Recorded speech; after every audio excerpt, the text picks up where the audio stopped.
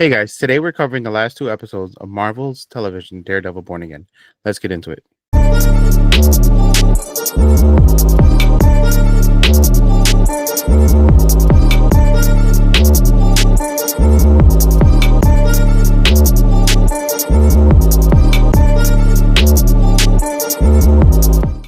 What is up, our beautiful nerds? Welcome back to Till the End of the Line podcast. I am the nerd with the laughs, and always here with me, the Matt Murdock to my Frank Castle. Nerd with the knowledge. That's right, and we are going to be covering the last two episodes of season 1 of Daredevil Born Again, and these were two phenomenal episodes. I cannot wait to dive in. Before we dive into that, C2E2 was this past weekend here in Chicago, and it was awesome. Shout out to Patton Oswalt. Got to meet him and take a picture with him. If you guys don't know who he is by name, he is the voice in Ratatouille. He was in the show AP Bio. He Agents of S.H.I.E.L.D. he was also in Agents of S.H.I.E.L.D. He played that. Was Twins. he a twin or a clone at the? Twins. He was twins, right? Yeah, at Yeah. a facility, at one of the S.H.I.E.L.D. facilities. Nice guy, really cool. Got to take a picture with him. Like I said, it was a lot of fun. Got to see a lot of cool cosplays. And our producer went as Darth Maul. She looked really good. She got a lot of people wanting to take pictures with her, so it was a lot of fun. That's cool. But yeah, so let's dive right in to episode 8, Isle of Joy. At his inaugural black and white ball, Mayor Fisk tightens his grip on New York City. And why don't you give us the stats for this episode, Kike? So 9.2 out of 10. If I'm not mistaken, I think that's the highest rated out of all of them. So number 1 was at 8.6, 2 was 8.4, 3 was 8.6, 4 was 8.3, 5 was 8.1, 6 was 8.8, and then 7 was 8. And then the last two episodes were ranked relatively high, and that was 9.1 and 9 being a 9. So 9 being a solid 9. Yeah, 9. rated. Yeah, but overall it's ranked relatively high in IMDb. Let me see, what is their overall ratings out of 10 is an 8.4. Okay, that's a solid rating. Hell yeah, it's a good episode. I mean, good series. Minimal flaws, great storytelling, just good Marvel, peak Marvel. Definitely. Absolutely, yeah, I totally agree. So this episode opens up on a blue rose, and a blue rose symbolizes mystery, secrecy, pride, and unrequited love. It can also represent trust, loyalty, affection, and reserve. And is also a reference from the comic books, which I'm really liking in this series, that they are taking parts from the comics and putting it, like shot for shot into this series. I'm loving that part of it. Poindexter is being escorted by guards while he is wondering why he is being moved. He is supposed to be in ESH, which is Enhanced Supervision Holding. So he's in the room, and usually they have him like, they usually, when they move people from like solitary or ESH, they are usually able to bring some belongings. They are usually able to have books in there, stuff like that. Because anything this guy has in his hand is considered a projectile a weapon. He can murder anybody with anything. So he has to be like restrained by the hands, and almost in like, I don't even know what those are called, but like his fingers and hands are not free, and he's cuffed inside of this almost, I wouldn't call it a straitjacket, but like there's some type of bondage on his hands. It kind of sucks, but poor guy, he just up and left. Yeah, like mitten cuffs, or the best way I could describe them. Yeah, basically. Mm-hmm. So then they get to the end of the hallway, and turns out he's being moved to Gen Pop, which is really bad news for this guy because a lot of people know who he is, and he was he was a snitch and cop killer and all that stuff. And he was a cop. He was a cop. That's what it was. He was a cop, and then he's put a lot of those guys in there or killed a lot of their people. Right. So he was then an FBI agent. That's right. Yep. So then Fisk tells Vanessa his Red Hook project is being funded both publicly and privately. He tells her he knows he hasn't probably acknowledged everything that she has done and all that she has built for them. She says it's hard to understand why he would throw it all away. He replies, transform, not throw it away.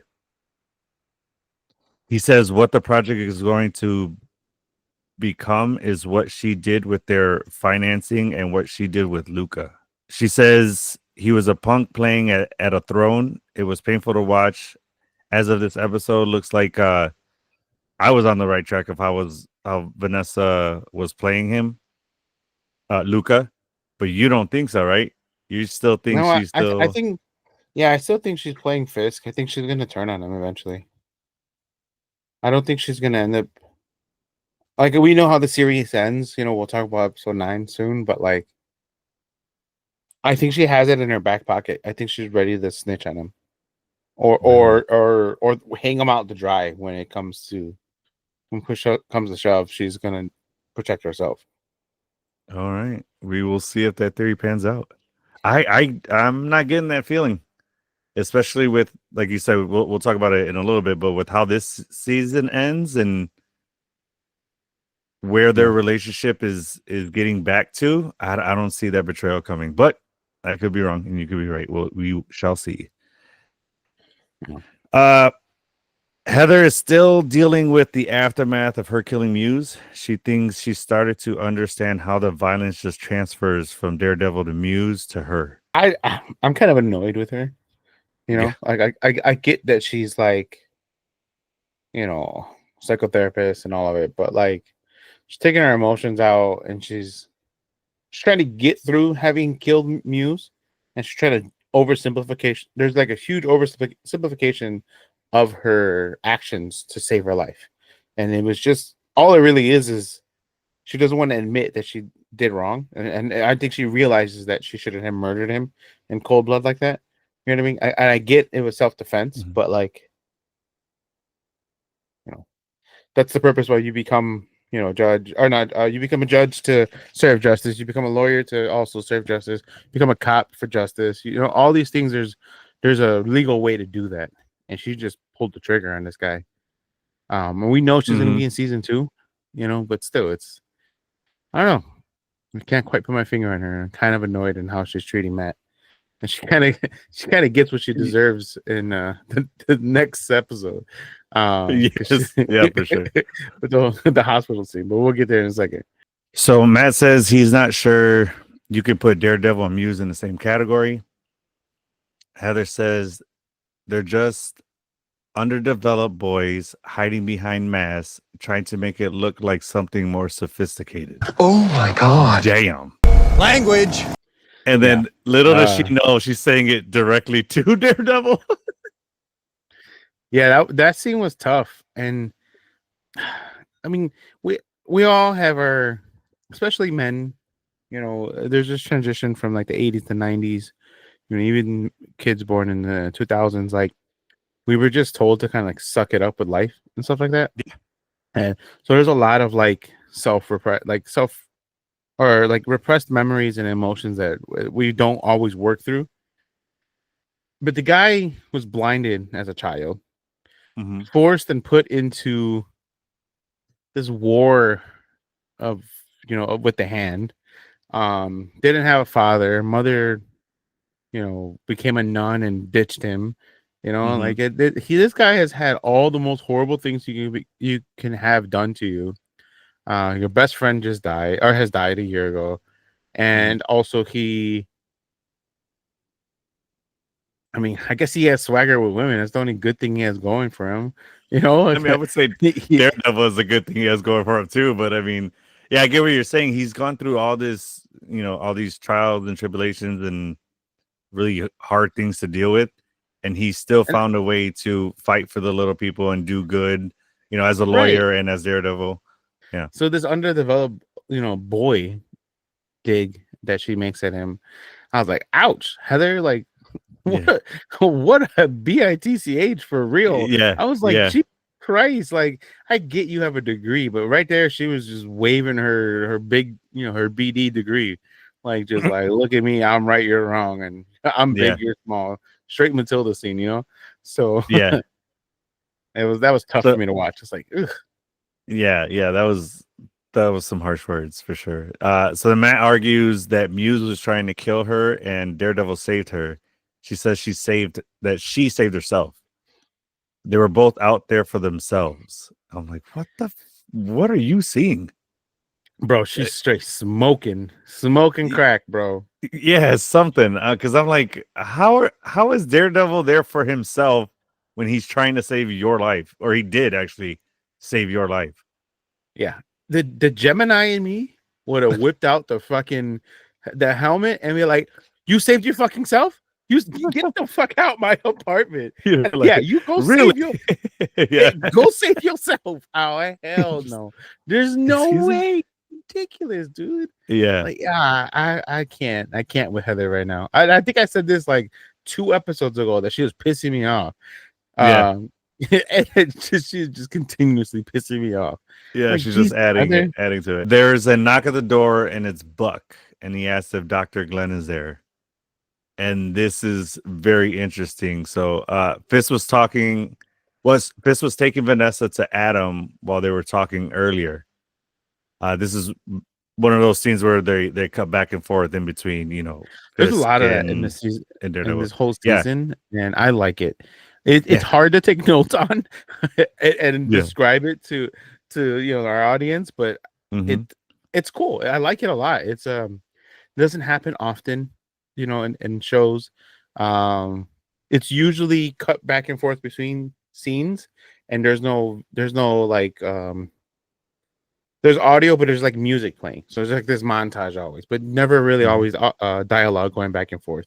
And now it's Yeah. 2 intense scenes multiple times through all the entire season of that dialogue. And that was one of the real cool things that I liked about this. It's like it's cute to do it, and it's easy to do it with like love scenes.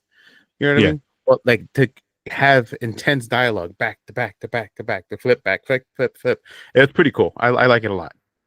Yeah, I was talking to you about it earlier. I really like this season because the Netflix series felt like it was a Daredevil show and Fist was just the antagonist.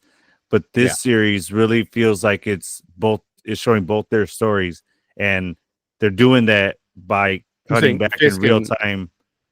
you're talking about Fisk and Matt, right? Yeah, what did I say? No, you didn't. So Oh, sorry. Yeah. So by yeah, telling I Fisk read the and Matt's messages you story, sent, but our people haven't. So sorry. Yeah, I thought I said it. In my head I said it. So yeah, they're telling both Fisk and Matt's story simultaneously in real time, and that's why I really like this show, and that's why I feel like this show is a little bit better of a show in that aspect. But the Daredevil show on Netflix was still a phenomenal show. I'm not taking yeah, anything away from that. I wouldn't say one is better than the other. They both have their key parts have their standouts, but Mhm. I think this was the two different production companies, Netflix and now Disney Plus, Marvel Studios or Marvel's television. You usually don't see this get handed off between different networks and it continued the right way. You know what I mean? And or in a good way, because sometimes they're a total flop. And this was a good What happened handoff of with the Brooklyn baton. Nine-Nine Really? when Fox dropped them and then NBC picked them up? It got better without that NBC picking up Brooklyn Nine-Nine. You never would have got that scene that you love of him of the "I Want It That Really? Way" intro. Yeah, that I happened had after no NBC idea. picked them up. Yep. That's Yeah. crazy. I had no Uh-huh. idea. Well, it doesn't happen often. It's a rare Yes, occasion, very but true. Very it true. worked out really well. Yeah. What I mean to say is I don't mean that it's a better show, like, period. I meant like it's better in that aspect of showing both sides of the story with Fisk and Matt. So like Right. I said, in the Netflix, I felt like Fisk was just a bad guy. Like you got a few scenes where it dove into his story a little bit more, but for Mm-hmm. the most part, he was just viewed as the bad guy. In this show, we're seeing the more emotional side of him, and we're seeing what he's dealing with Vanessa and stuff like that. I think in the Right. Netflix series, we only got a few episodes that when he was talking about his childhood, right, and like what he went Right. through. And I think part of that is because Marvel has had some really great villains, but they always haven't had the best. They're always one and done villains. And this is the first time in a series or in Marvel period outside of Thanos where a lot of and they started to do this with like King the Conqueror, like to build this dogma and all this just all the weight that comes with this villain and all the horrible things that they can do. And that's what each episode has done with Mayor Fisk. And Mhm. I think that's why we appreciate it more and we can see the contrast between Daredevil and Fisk and Fisk rising and Daredevil falling and then now Daredevil trying to rise again, being, essentially born again. Yeah. I think that's why, because we're not used to seeing that in Marvel and anything in the MCU. Like we see a villain in Ultron pops up in that one movie, gone. He's supposed to come back, but I like that. In the comics, villains come back all the damn time. You know what I mean? Yeah. So they can't Yeah. be one and done villains. And I think if they lean into that, and King the Conqueror is going to come back again somehow. You know what I mean? And it'd be a huge missed opportunity. But Mhm. Fisk, he got defeated, and that was it. It seemed like he was going to go away, and now they found a way to bring him back. Partly because of some of the well, actually, luckily, all the villains we've had in the MCU have been so iconic. Killmonger, Thanos, even Ultron. They have the ability. The characters or the actors that portrayed them or voiced them has done such a great job that where we can revisit them again. And I think Yeah. that's why this whole thing works with Kingpin being. This is basically a Daredevil and Kingpin show, even though Yeah. it's called a Daredevil Born Again, but it's both of their shows. They are the face of the show, and it's not like you said. He's just the background bad guy. Final 2 episodes he pops up and then you fight him. He's in Right. every fucking episode. Mm-hmm. Yep. So then back to the show. Adam is pleading to be free. Fisk yells at him to shut up. He tells Vanessa that I hear his voice and see his hands. It's unbearable. And I could understand that, especially with that session that they had. I would The therapy imagine that. session. Yeah. He's like, it's his I would hands. imagine that that's all he could think about. Yeah. I would have crushed his hands if if I was him See. and I was unstable the way he was, and just like, let me see your hands, put them on this table, crack. Yeah. I was One hand. expecting that to happen for sure. Heather goes to the door and asks Buck what he is doing there. He tells her the mayor wanted to deliver an invitation to her personally. This definitely made sure to deliver that to her while she was at Matt's apartment to send a message saying he knows about them too. Yeah, I mean, Fisk is really trying to co-opt that story and just change the whole narrative to kind of boost the whole trauma, like her trauma and everything she went in. And I think this is why she ultimately kind of respects Fisk and chooses to do what she does in episode 9 to kind of have a side and join his administration. It's just she feels heard and validated right now. You know what I mean? Mhm. And she's just completely being a pawn and manipulated by Fisk, and she doesn't see that at all. And Matt's like, "Bro, are you fucking blind? I'm the blind one." But whatever, to each your own. She's lost in the sauce, and she thinks she's a hero Yeah. now. She fucking put 4 bullets in somebody. Was it 4 or 3? Yeah. I think it was 4. Yeah, I think it's like the chest 3 times, and then last one in the head, I think. No, I think she just shot him all in the chest. I don't think she gave him a headshot. Oh, okay. But I can't remember. It was at least 3 for sure. Yeah. Matt asks, how did Fisk or Buck know that she was staying there? Buck replies, the mayor cares deeply about his city and its citizens. Or no, about this city and its citizens. He leaves and Matt asks her how he knows that man. And that is a great question. Because he has no idea that Fisk and Vanessa are her clients. Yeah, he doesn't. And I get the client privilege relationship part, and I get you have to like keep that totally confidential, but how do you not tell your boyfriend that you're in love with, that you've shared the L word with? Like, tell him that you're fucking the psychotherapist for or a marriage counselor, essentially, for the fucking mayor. You know what I mean? Yeah, because you don't have to disclose what goes on in the session. Yeah. Just you could tell people, yeah, they're my patient. Like, I don't think that breaks client, uh, doctor client confidentiality at all. But I could be wrong. I mean, I don't know, but I didn't think that very little info would. Yeah. I mean, it's just strange. Yeah. I don't. Yeah, but like, so for example, I the delivery service that I'm running, and we delivered to Chance the Rapper, but I didn't like post it all over social media. I can't do that stuff. It's kind of illegal. But I told Sandy, I'm like, hey babe, we Yeah. delivered to Chance the Rapper. You know what I mean? Like that was pretty cool. Yeah.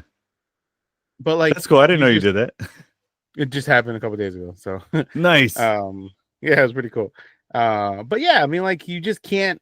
How do you not tell your partner something exciting about your life and about your job, something you're passionate about? You know what I mean? Yeah. And like, I feel like the whole Muse situation could have been avoided too. Yeah. Well, Had she? how so? Because Matt didn't know that he was Muse at that time. Oh, that's true. I guess you're right. Maybe not the He Muse, thought, but at yeah, the very least, the whole what what are you doing? Being this guy's therapist, like this. yeah, He would have had that edge and saying, hey, he could have given her a heads up and been like, hey, keep on the lookout because me and him have a history and he chose you for a reason. You know what I mean? yeah. This conversation that they're having right now could have happened weeks ago, and in a less heated situation, because she wouldn't have just shot Muse and been Mm-hmm. dealing with all that trauma, for sure. Yep.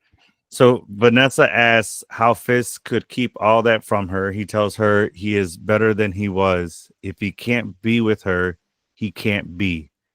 This was heartbreaking, and it's the first time I felt sympathy for Fisk, because at the end of the day, he just loves his wife and he's dealing with her betrayal, essentially, and he doesn't know how to handle it. Because that's Fisk's main thing is how much he's in love with Vanessa, how she is his world.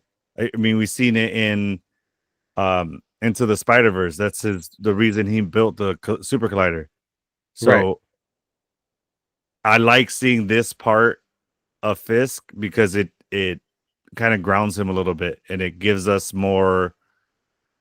It helps him understand. It helps us understand him a little better. Don't you agree? Yeah. No, I agree. I definitely agree. He makes moves and he's like 7 to 10 moves ahead of everybody else. And by being like that, he makes the people he loves or he supports or that loves him and support him feel left out. And I think that was the biggest struggle between him and Vanessa. This whole, like, now he's back. First off, he disappeared for I don't know how many months or how long he was gone for after the whole eyeball surgery. He continues to work like mysteriously like this, and he doesn't realize that's just how he operates. That's how he processes. And Vanessa hasn't quite yet caught on to that. So the point I'm making is, like, they have problems, but if Vanessa just realizes just how he handles things, it has nothing to do personally. And that's often men and women in any relationship. Like, men just sometimes just shut down and they need some time to process themselves. Sometimes there's just that big, huge disconnect. But because there's millions of dollars being moved through Red Hook and all that stuff happening, she thinks that he's not prioritizing the business the way he used to, and he's moving away from it. But in reality, that's not the case. He's, multiple chess moves ahead of everybody. He's ready. He's playing chess with, buildings and corporations, and she's playing chess with, these neighborhood punks, these little gangsters and shit. So Yeah, for sure. I agree. The camera pans over to the table and shows the key to unlock the cell. And at the corner of the screen, I didn't notice this the first time I watched it, but the corner of the screen, you could see the barrel of the gun, which on my second time going to watch it, I'm like, oh shit, the gun was right there. Because like I said, the first time I seen it, I only saw the key. Heather and Matt argue. He asks her, please don't tell him Fisk is a client. She says she can't answer that. Don't get why. He tells her he tells her Fisk is in her life, he is in their life, and that is not good. She replies, he's the mayor, he's in everyone's life. That was such an annoying answer. Yeah, super annoying. Like Yeah. I don't. I met the mayor the other day because he was at that hiring event that I was at. Oh, That really? doesn't mean I had a full blown conversation with the guy. Yeah, I'm like, that's bullshit. I don't care what level, unless you're working for the mayor's administration. That's the only way he's in your life. You know what I mean? Yeah, Like, that was and that was she's a super generalized answer because I get what she's saying that because he runs the city through like a transitive property, he is in everybody's lives. But that's such a cop out answer. absolutely, it's annoying. And Yeah. again, she continues annoying me. I don't know what her deal is. I I mean, if they were trying to portray a pain in the ass Latina, they're doing a good job. Oh So, god. because Jesus Christ, a New York pain in the ass Latina with some uh, attitude, that's freaking textbook right there. Fucking Heather, yep. dude. So Adam pleads to Vanessa that he won't say anything. He would just leave while we see her touching both items on the table. But the camera doesn't show the table at all. It just shows her hands moving on it. Heather reads the invitation out loud. It's an invitation to the inaugural Black and White Ball benefiting the Red Hook Port Revitalization Project. Mac asks her, she isn't seriously considering going, is she? She says, why wouldn't she? Matt replies, he's trying to co-opt your story. He wants to use your trauma to boost his narrative, which is exactly what you were talking about earlier, right? Earlier, yeah. I kind of jumped the gun a little too early, but yeah. This is totally just a photo op to show, her being victorious of the vigilantes and basically trying to prove that vigilantes aren't needed because an NYC citizen stepped up and rose above them and protected her own life. So clearly, these vigilantes are not needed. Which is total BS because had the vigilante not been there, she'd have been dead. Yeah, absolutely. She would have been dead already. Yeah, Had she not been sleeping with the Daredevil, she would be dead. for There's sure. no Yeah, version of that. absolutely. She tells Matt if his narrative is that vigilantes are dangerous, that he has her vote. Fist really has Heather fooled. And So I think what frustrates both of us so much about her is that she is such a smart woman, but she's doing be so something dumb in this incredibly moment. dumb and so easily fooled by Fisk. What the hell? Oh, the common Yeah, sense is right out the window at this moment. I'm like, yeah, that's what's pissing me off because we know she's yeah, intelligent. You yeah. know what I mean? And it's not like she's book smart only because she was able to break down Matt like when he was, like she worked through him like through his emotions. That whole bed scene where they express to each other like they love each other. Like that was a heartfelt scene. Like she's Mhm. not dumb. She is just so caught up in the fact that she almost died. So I get the trauma there, Mhm. but like somebody as intelligent as her should see through the bullshit. You know what I mean? But I don't think it's just the trauma. I think she's caught up in Fisk's facade. Like he's got a great job of like projecting his I don't know, his power and intimidating people and people falling for that. So I think that's what's happening You with think Heather. so? I What the think only so. thing It's I was leaning on to justify her approval of Fisk was her empathy towards their marriage and just yeah. understanding him more on a deeper level. So maybe that's why, because he's not so much different than us that have marital problems that are worked their way up successfully in their career, came from rags to now riches, literally. You know what I mean? It was in prison Mm, and a criminal, and now he's the yeah. mayor. Yeah, I mean, maybe that's where she gets some sympathy from him. Yeah, possibly. I mean, yeah, that's actually a really good point. I could buy that. So then Vanessa picks something up and says, I'm sorry. Heather tells Matt to go with her, protect her from being co opted. Matt thinks that that's not a good idea. Plus, he wasn't invited. Heather reads the invitation. It says to Dr. Heather Glenn and guests. Matt quickly says, yeah, okay, great, and leaves the apartment. Back to Fisk and Vanessa and Adam. Adam says, please, Vanessa. She turns to him and shoots him 4 times. First 3 to the body, last Oh shot yeah, to the that's where the forehead. headshot came from. Yes. That's the headshot I was talking about earlier. Oh yeah. So it might have been just 3 shots then that Heather gave Muse. But dude, savage. Just like pop, pop, pop, like quickly, and then a pause, and then the fourth one right in the fucking, just right in the forehead. Yeah, I mean, she's a good shot too. I didn't realize I was how about good to of a say shot, that. but Yeah, that says she's and she just did that hitting. through jail bars too, through like a cell bars. I'm like, Oh, damn, for real? all What right. if she would have missed? Hit the Yeah. bar. Like, Yeah, all this shit? ricocheted. Jesus. Seriously. Yeah, they embrace each other, and Fist says he promised to never leave her again, and she replies, "I know." Toxic as fuck, dude. That is just so horrible. This is a horrible example of a relationship. Like they just murdered somebody, and now they're making out in front of a dead corpse. Like, Yeah. and it's this is disgusting. I'm not a biggest fan of this. Yeah, they need to be in therapy for more reasons than just their marriage, for sure. So then the camera pans over while they're embracing to the Rabbit in the Soulstorm painting with this old dry blood on it, which we see why they panned over that painting in the next episode. That comes into play later. Matt arrives at their law firm 35 minutes late. That annoyed Kirsten. She has a remark about his bruised face and tells him about a current case that they're working on. Before going to talk to the client, she tells Matt about Poindexter being moved from protective custody to Gen Pop 2 days ago. Matt chuckles and says, Greg, any chance we can get a front row seat? Which I don't know what she thought his reaction was going to be, but I'm not surprised that was his reaction. Right. She tells him Poindexter wants to talk to him. Matt asks why with him, and Kirsten says she has no idea and doesn't care. Neither should he. Matt asks if they know who moved him. She knew he was going to ask her that and tells him Mayor Fist.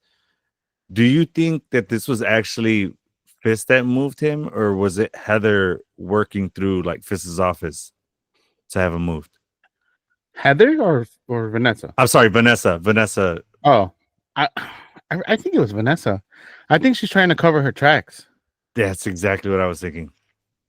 And I think she moved him out to Gen Pop, saying it came from Fisk. That's why I think there's something fishy going on.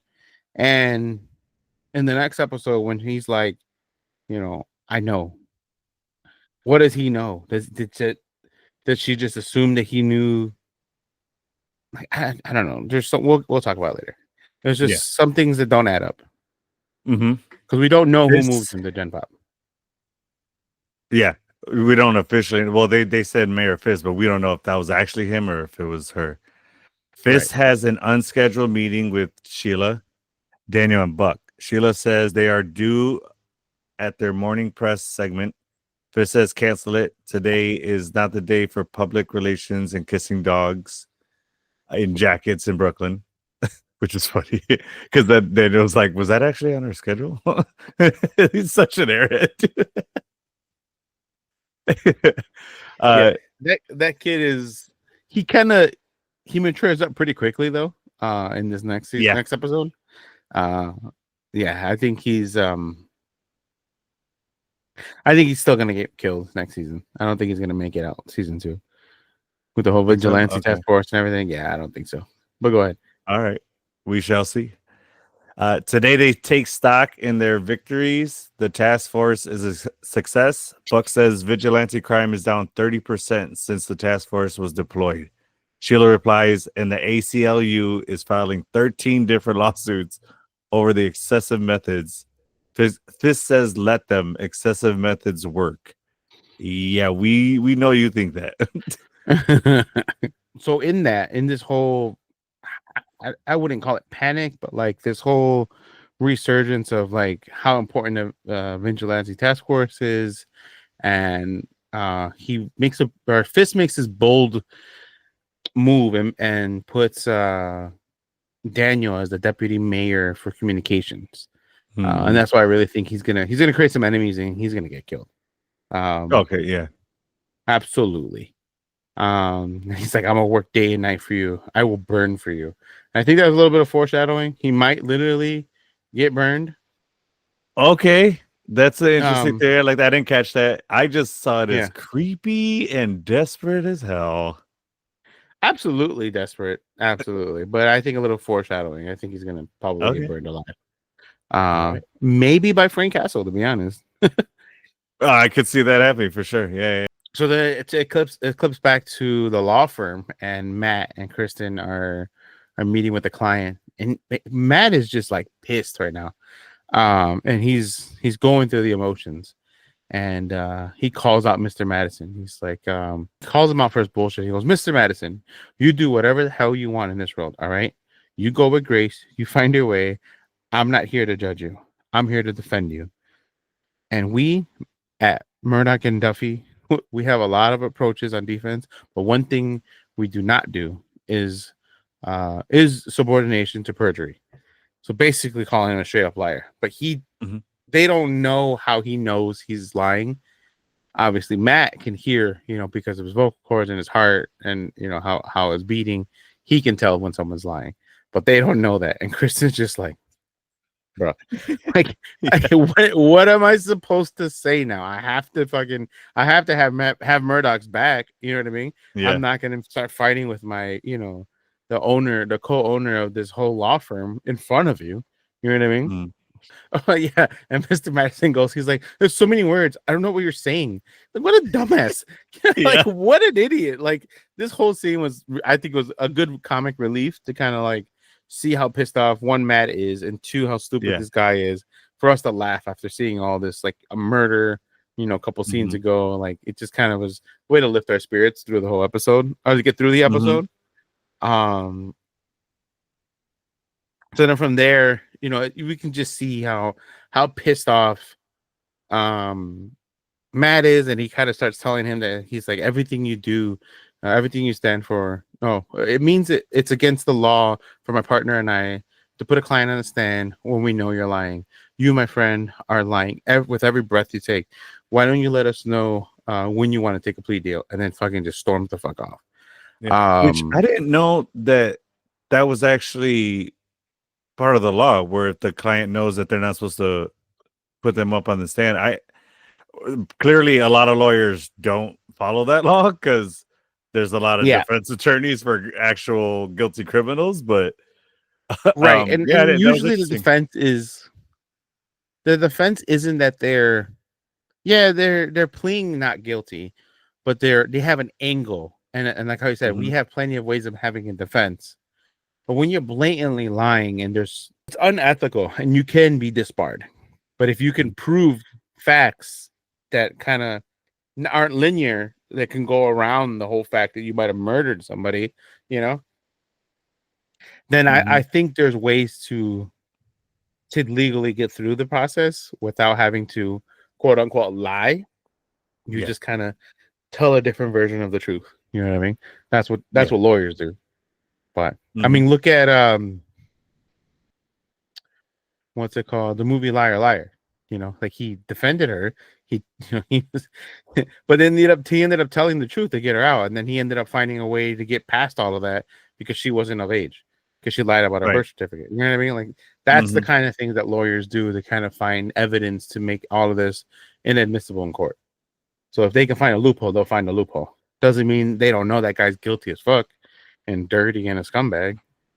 Matt storms off, and when he storms off, he tells Kristen follows him and tells him, like, what the fuck's going on, basically.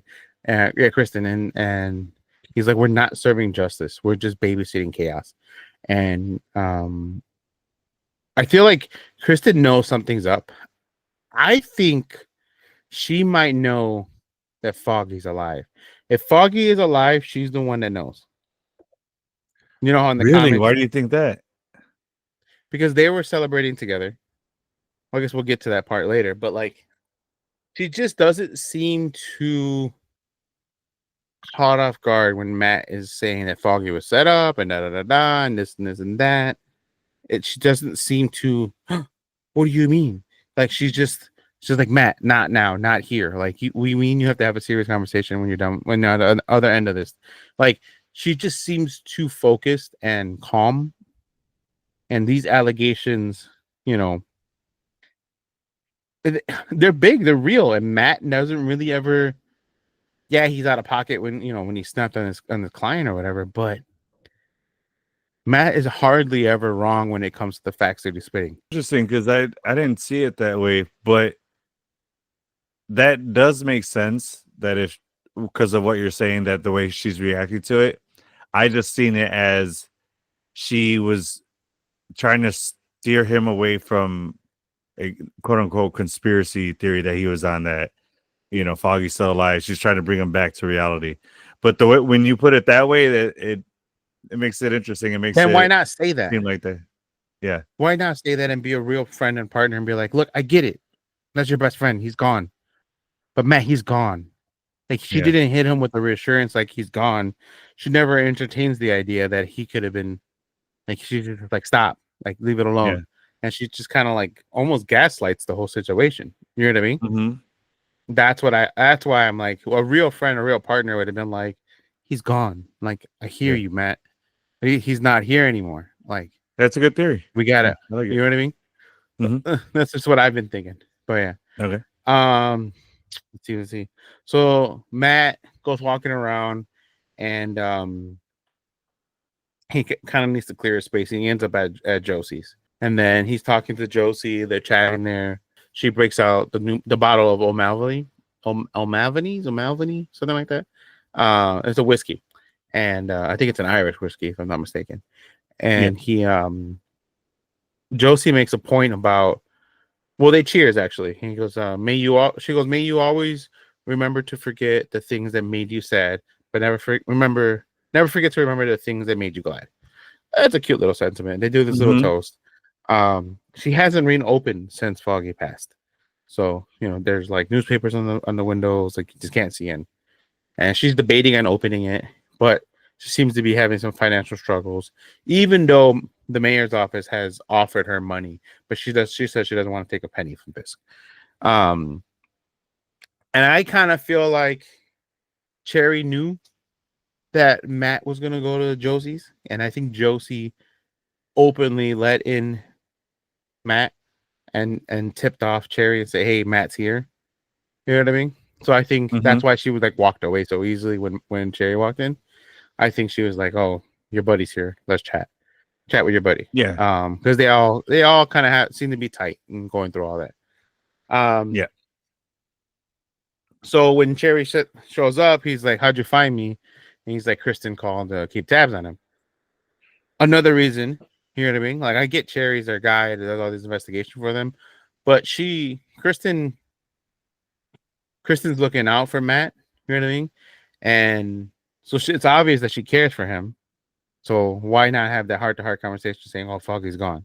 Like no one ever mentions that Foggy's gone other than really Matt to like Heather and Karen. That one time they brought it up. Well, right. But she hasn't been back until the next episode. But Frank Castle, remember he was telling him, like, he was really telling him, he was being brutal about it. Yeah. Ooh, yeah. Mm-hmm. So Matt knows that the Poindexter case just seems off, and something doesn't seem to make sense. And then Matt realizes that Foggy was celebrating early because of what Josie said, that he was drinking shots of O'Malley. He was the last person to have a shot but not finish it, because that's when the whole action scene happened. And that's where he starts piecing together this puzzle. And then he's like, "Oh, Foggy knew that he was going to win the case with Dumb Benny," which is a horrible name. We talked about it last time. His nickname is Dumb Benny. So it seems like, and what Matt came to the conclusion was that someone was trying to silence Foggy. So someone put a hit out on Foggy, and that's how Poindexter kind of gets sent out.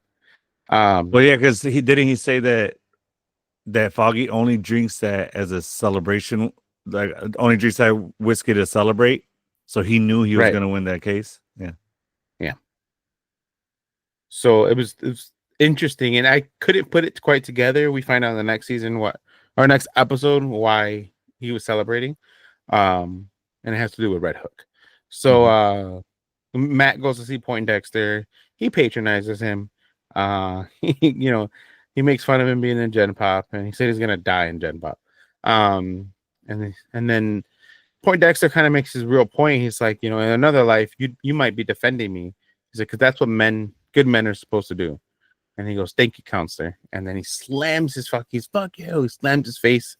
And I think Poindexter Well, didn't no, he slammed anticipate. his face first, right? And then after he did it, he said, "Thank you, counselor." And then he goes, "Fuck you." Oh yeah, that's right. Which I love that that Matt said. I I don't. like this side of Yeah, Matt.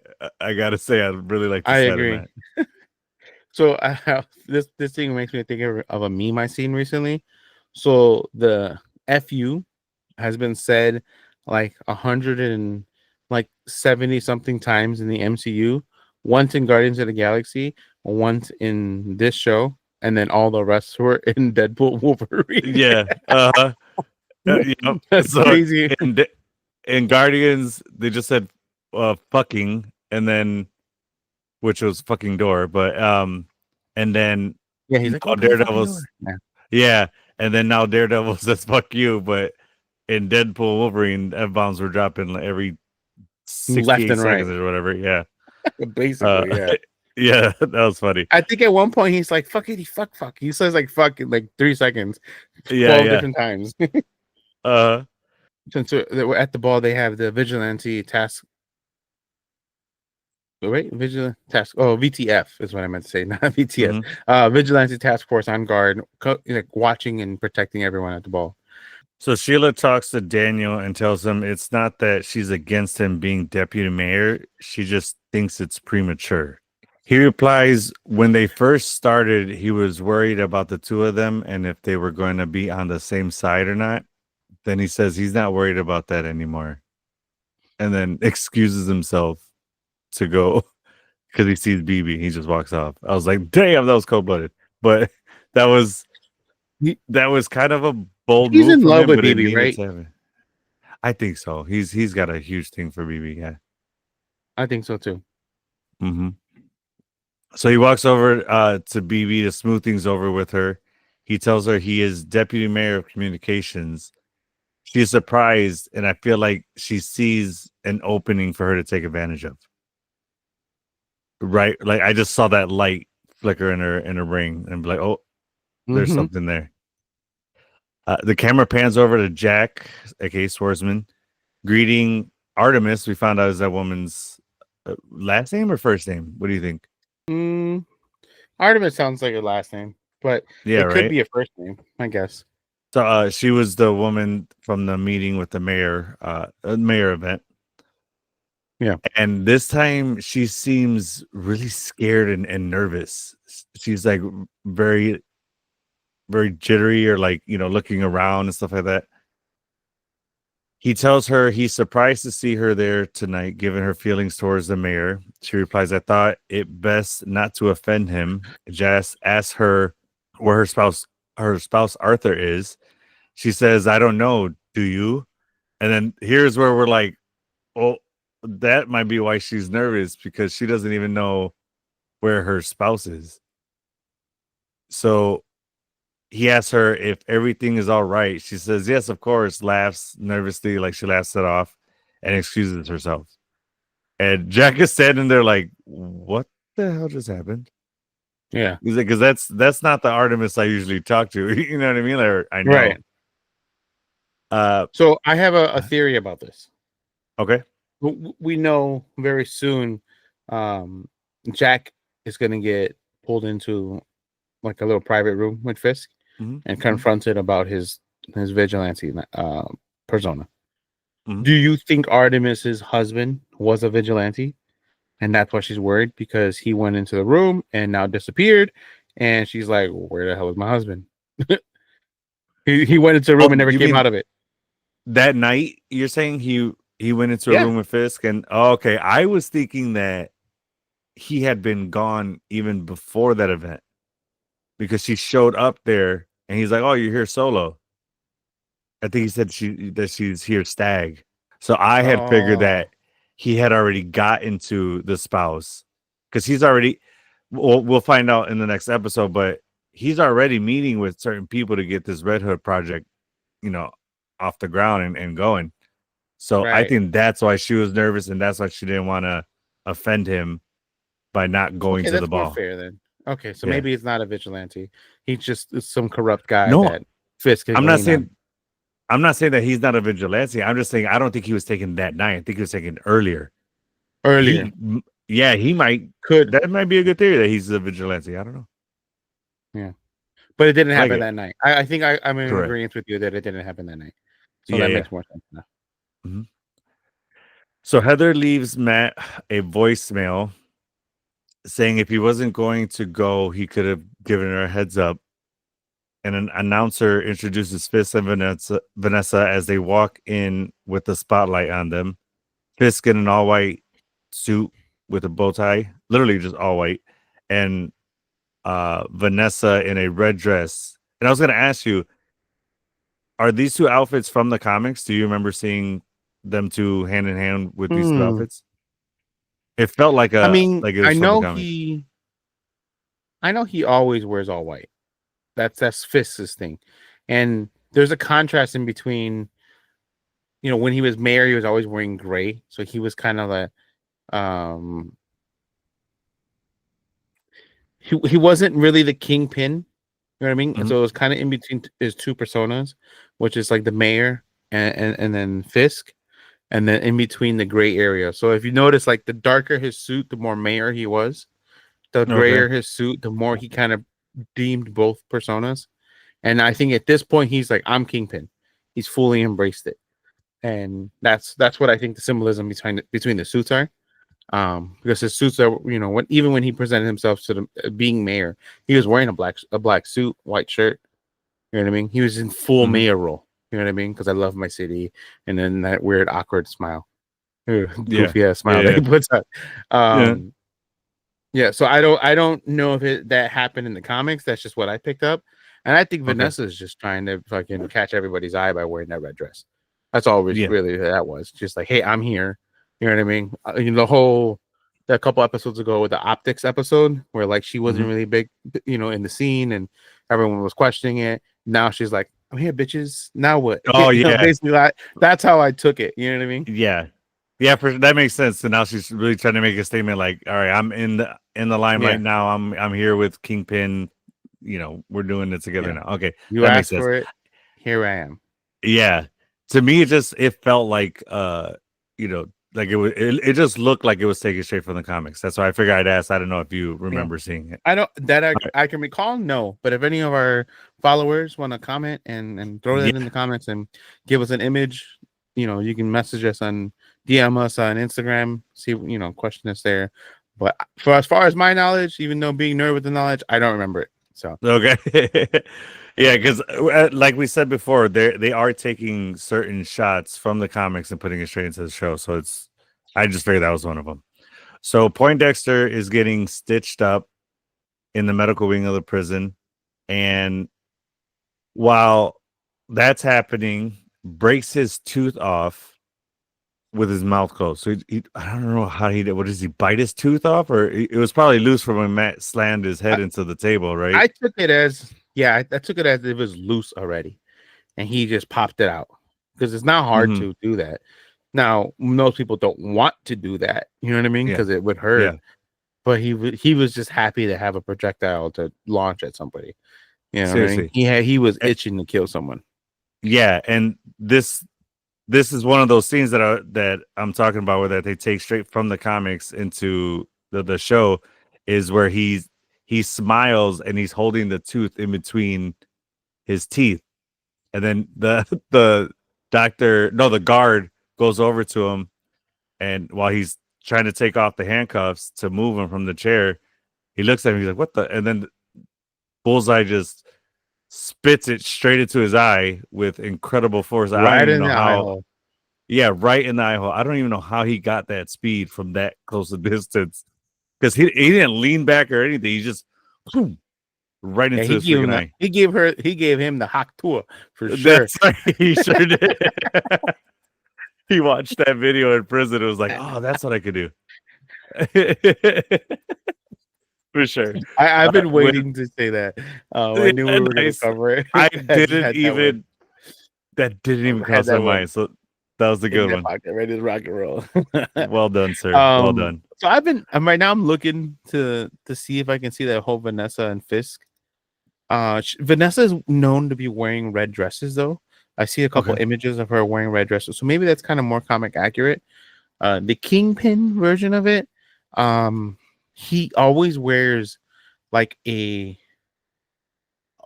all white suit with like a purple tie or like a purple scarf.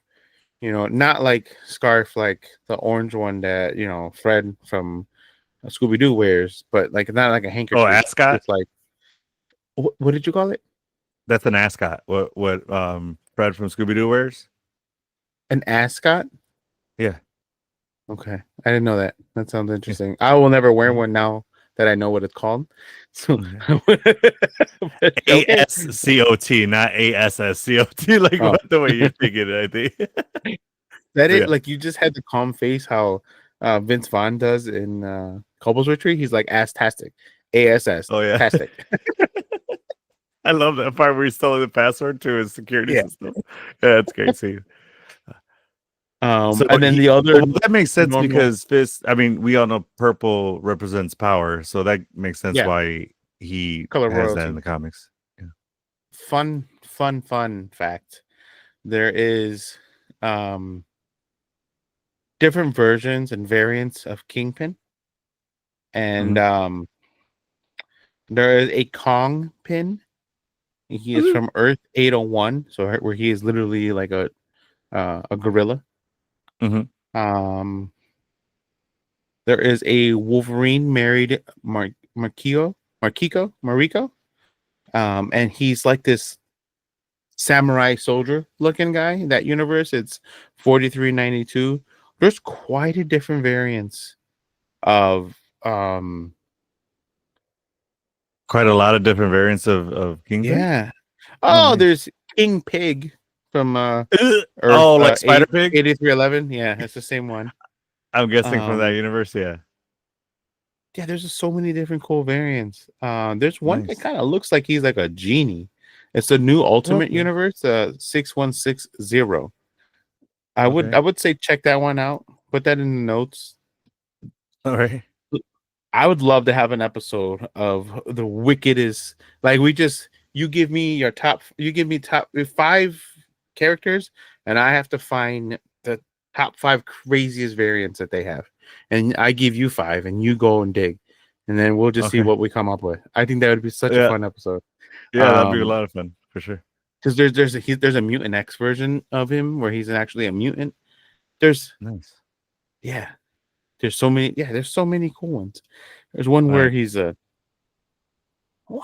pirate. Jesus Christ! I had no idea there were so many different variants of Fisk. Let's get back to the show a little bit because you're going off on this whole crazy thing, and we still have another episode to get to. So, you can tell I'm there with the knowledge for a reason. This stuff, I'm a fanatic for learning all these different nuances and things and variants. It's pretty cool for me. But sorry guys, enough nerding out. All right, so back to the show. He then unlocks his restraints, grabs some scissors, breaks them, and throws each half at the doctor and the guard, which is a pretty badass thing to do. Absolutely. Vanessa and Heather share a talk, and she kind of, I don't know, after the talk, when she realizes that Heather's solo, she's like, oh, let's change that. She's just trying to set Heather up when knowing she's still with Matt. I mean, they didn't split up. She just said, I'm here by myself. Like, damn, Vanessa, easy. She's still in a relationship, trying to set her up on a freaking date already. Yeah, I know, right? She's a cheater. So she's like, she don't care. Yeah, she don't get no fuck. Her loyalty ain't a thing for her. Yeah, that's why I think she's gonna turn on Fisk. I still don't see it, especially with the way, like I said, the way that this series ends and this episode plays out and stuff like that. But We'll get there. So Vanessa thanks Heather for helping her and Fisk. Heather says she looks forward to continuing that work. Vanessa says she thinks they've worked it out. Sins of the past are dead and buried for the both of them. Little does Heather know she meant that literally.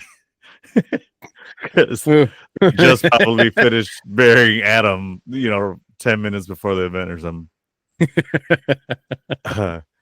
Matt shows up to the event, meets Heather, they talk, and he tries to apologize, but she starts to tell him that he's been checking out on her, disappearing physically and emotionally.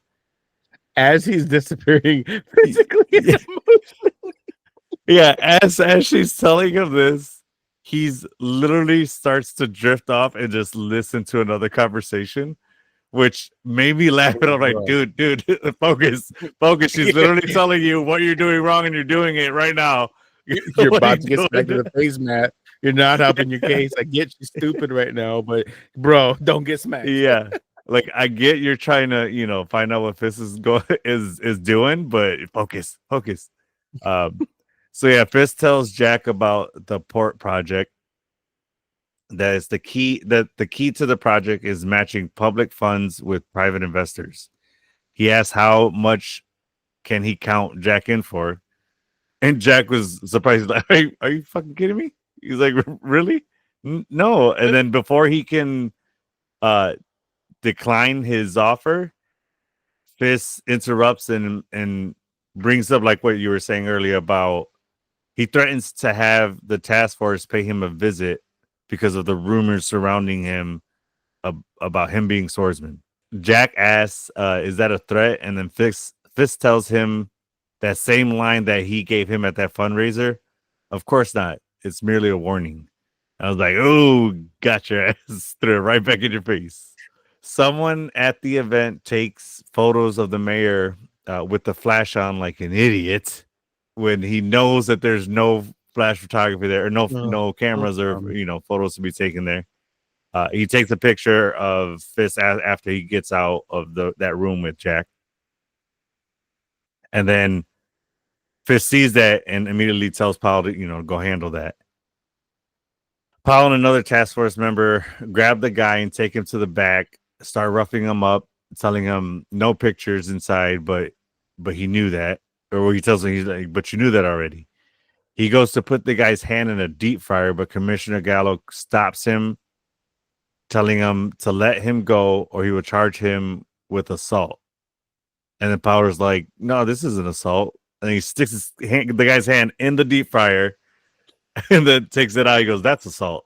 And I'm like, dude, that's savage.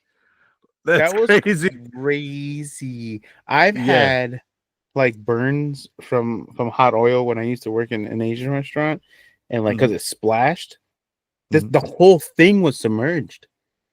You know what I mean? Like, oh my god, I doubt he's gonna have full mobility in the hand again because there's gonna be massive amounts of nerve damage. He's gonna have a Handsome's hand for the rest of his life.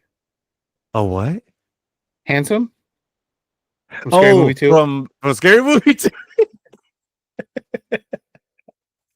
I'm with it with the references today. Yeah. I love it. Come on, man. You're supposed to be like Steve. I understood that reference. Come on, that's supposed to be you right now, right? Man. Yeah. That's right. Fuck, I should have had that one ready to go. Damn it. All right. He tells Gallo, you ain't gonna do shit because in case you haven't noticed, I don't answer to you anymore.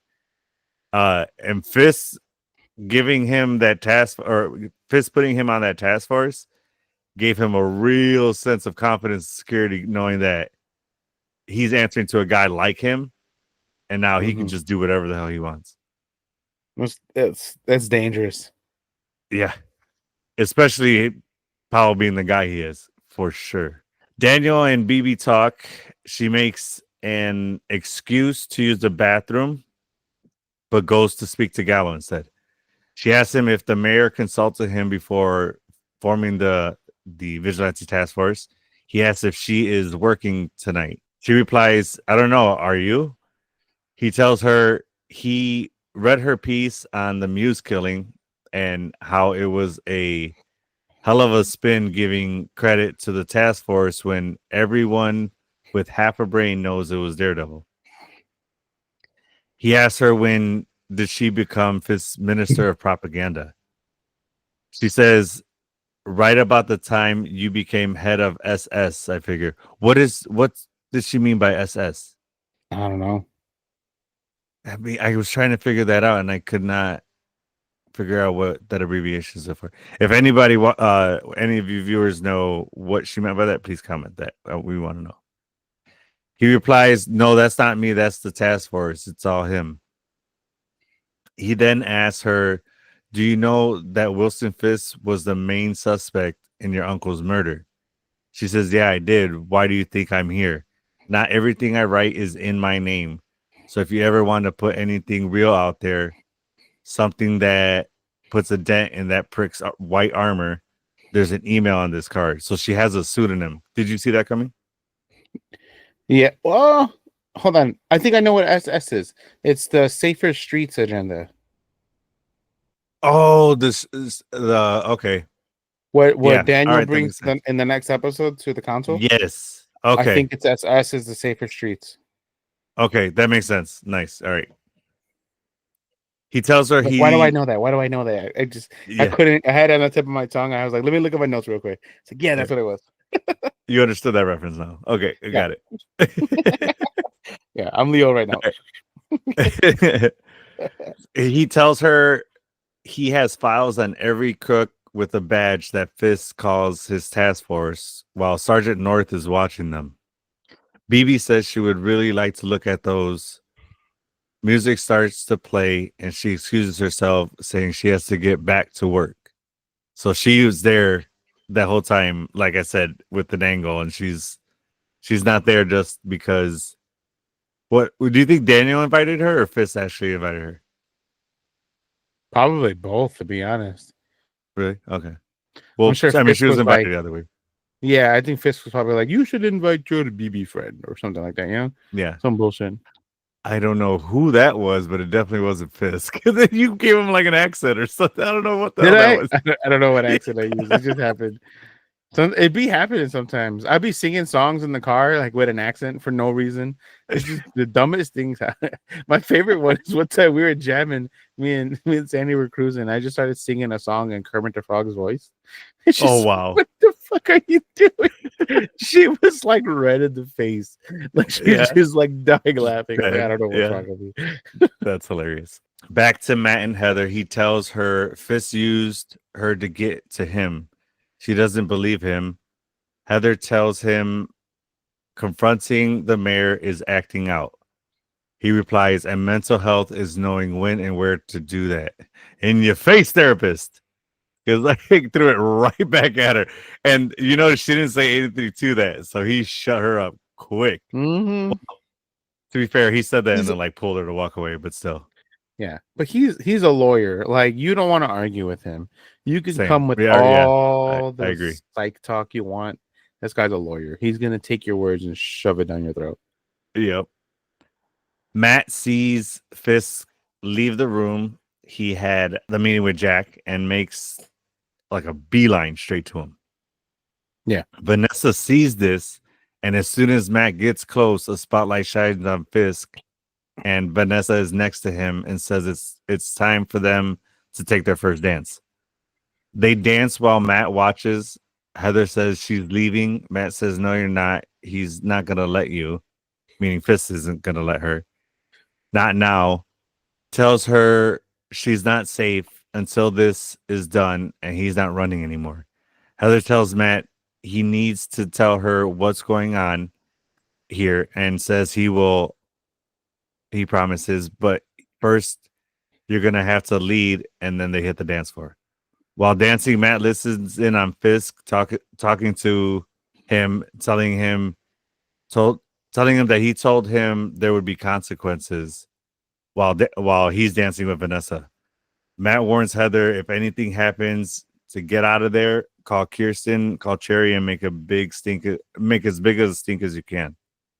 Buck gets a call from the prison guard telling him that Poindexter escaped.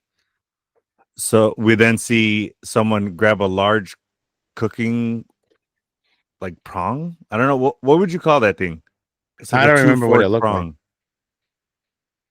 It looked like a we use on a grill to pierce the steak to flip it. Yeah, I just don't know what the hell could the be. thing's called. But he I don't know grabs what it that. was either. Yeah. Okay.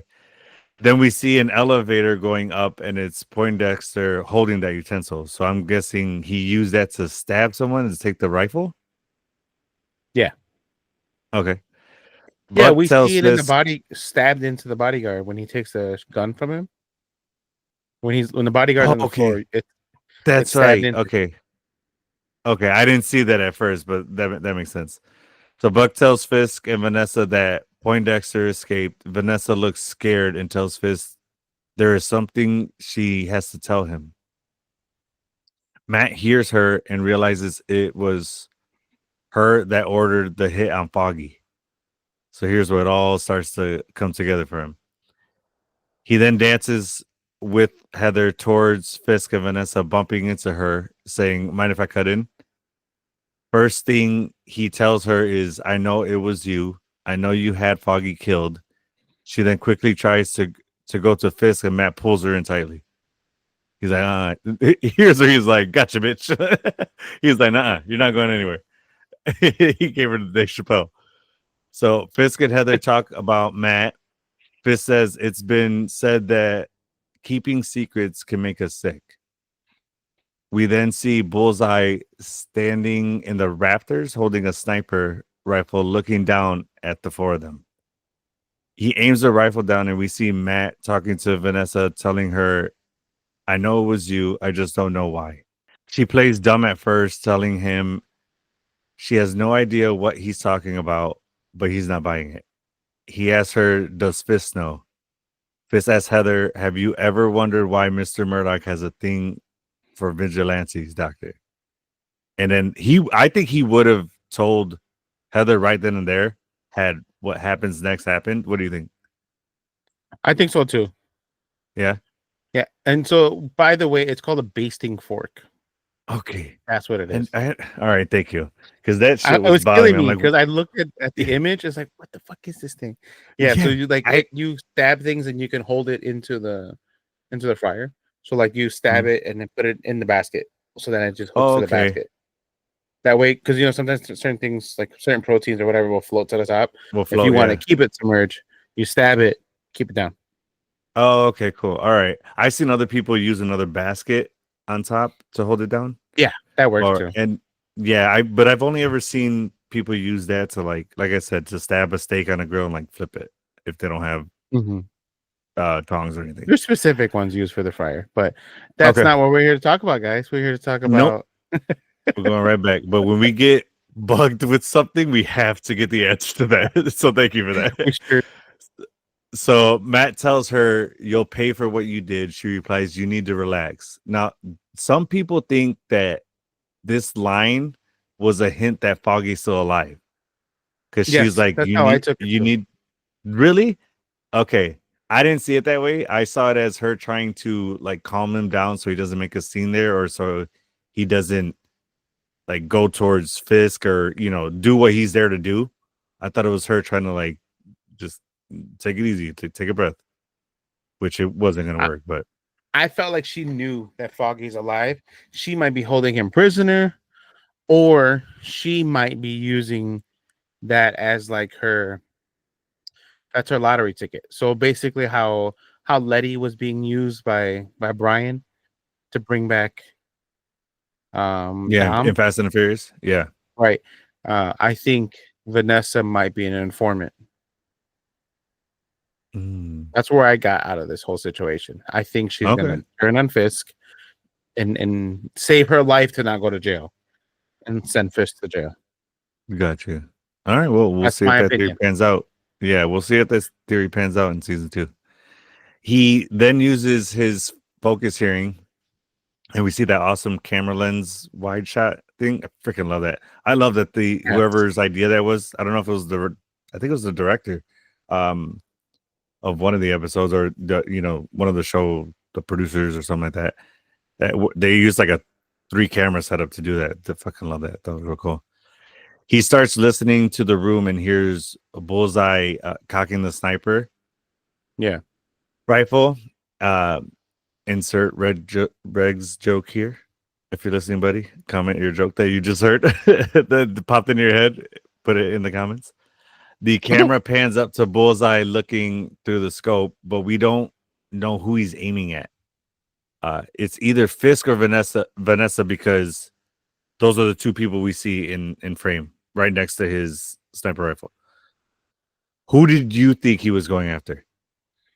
I think he was trying to kill Fisk. Okay. And I think Vanessa put the hit. Really? Okay. I didn't see that. He I saw only it has more. some type of sanity and had freedom because of Fisk. I'm sorry, because of Vanessa. Mhm. She's the one that took him out. Fisk could have did the same thing. True. So I think Poindexter is loyal to Vanessa. Okay. Yeah, I didn't think about that, but that's a good point. Interesting. Okay. So Matt hears him about to fire and dives in front of Fisk. Bullseye shoots and Matt gets shot in his left pec, like close to his shoulder. And he gets shot and Fisk is like holding him because he falls on him and then he goes to the ground. Panic ensues.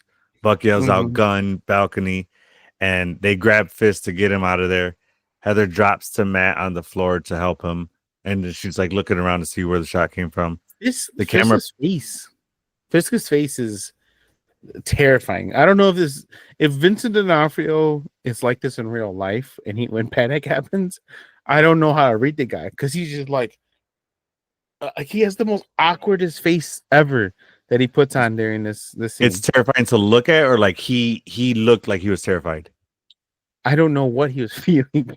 It was just a weird face that Vincent D'Onofrio puts. Okay, I get what you're saying. Like, are you confused? Do you have an itch? Do you got a fart? Are you about to sneeze? What is happening? Yeah, Like, yeah, exactly. And then we see it in slow motion, so we see every single muscle in his face move. Right. And we're just like, what? Okay. That's a good point. And then he just drops Matt. He's just like, eh. Yeah. Like, So damn. yeah, seriously. Oh, you got blood on me. So then the camera pans over Matt, light goes red, and then we hear Matt's heartbeat slowing down, and then that's the end of the episode. And what a fucking cliffhanger to leave us on right before the finale. Because my first thoughts were, damn, the next one's the finale. Are we going to have a time jump or what's going to happen? Because this guy was just shot. And then we already knew that the season finale episode was going to be an action pack, like gore fest. So I'm like, what the hell's going to happen? It was a good cliffhanger for sure to set us up for the finale. Yeah. They could have snuck in an end credit scene in this episode too. Of what? Of episode 8? Anything. No, I'm saying like what kind of a end credit scene? Really anything. Just Karen picking up the phone and not knowing who she's talking to on the other line. You know? I know. I think that would have spoiled that reveal though. Yeah. Yeah. I wouldn't be opposed of an end credit scene, but something that maybe not that wouldn't reveal something like, I wouldn't say shocking, but vital to what's going to happen in the next episode. Like maybe something with Poindexter, like where he does after that shot. Yeah. How he gets out. Yeah. That's fair. And then never touch it again. So now we know we're not gonna find out till season 2 now. Because Poindexter's at large. You know what I mean? Yeah. Yep. Do you think he's gonna team up with the Vigilante Task Force, or is he gonna team up with Daredevil? Do you think Daredevil would team up with Bullseye? I don't think he wants to, but I think he's limited. If they don't bring back any of the defenders, who the hell does he have? Or do you think he's gonna Mm, I don't know if that would play because I don't know how he could get him. Because you just said that he's loyal to Vanessa. So how would he? How would Matt turn that loyalty to him and like against Vanessa? I don't know. It was just a question, I guess. Yeah. Do you Okay. think he's gonna have that big of a role in season 2? I think maybe a little larger role than he had in this series for sure. Maybe not Yeah. a huge role. Because they didn't close off his story in this season, so Correct. it's possible. I think we're gonna see him, but I just don't. I don't know. My brain can't wrap around him working with Daredevil yet. They're gonna have to find a I don't very blame clever way to do that for sure. you. Yeah, I hear you. All right. All Well, right, episode 9. so Let's get right into it because that's how it yes, opens up with him. hell yeah, this season finale, and they did not lie when they said this was an action-packed, really gory episode, and we got that for sure. This one is straight to hell. Mayor Fisk becomes Mayor Kingpin, and Daredevil is unleashed as chaos takes over the city. Let us know the stats on this episode. As mentioned earlier, this was the second highest rated of the 9 episodes. This was a 9 out of 10. So, do you Episode think? 9 was a 9. Yeah, do you think that this one was like that rating is accurate? Do you think this episode was less like we're not as good as the episode 8? Yeah, I just think there's more. I honestly think episode 1 should have a higher rating than what it has because episode Mhm. 1 had a 8.7. I think that this easily episode 1 could have easily been a 9, but for some reason, but it also has more reviews than episode 9 does.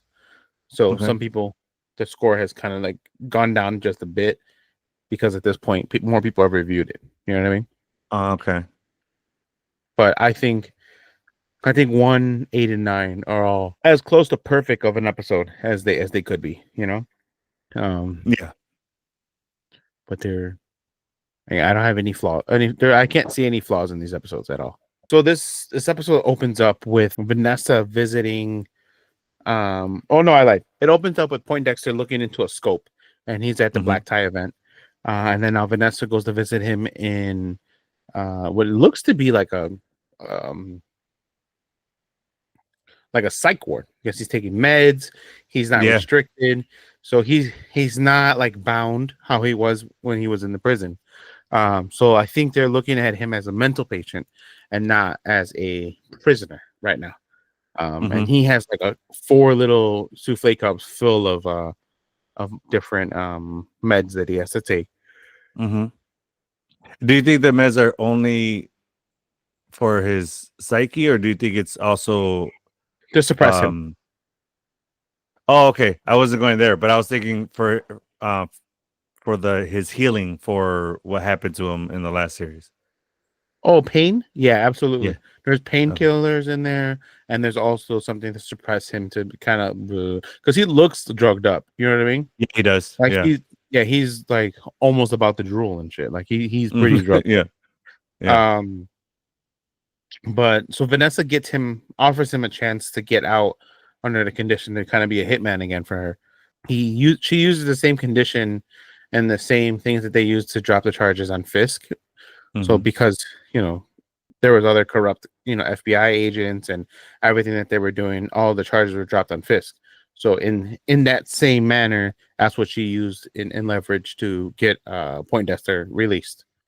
Mhm. But like I said, he looks so doped up. But he says, the history with your husband. But she goes, your history with my husband isn't a part of this. Kind of trying to reassure him, like to say, like, hey, I got you. You work for me. And he's like, he's always a part of this, but whatever. So he Yeah. signs because he wants to get the hell out of there. Then from there, we get I don't know if you noticed this episode, it doesn't give you the option to skip the intro.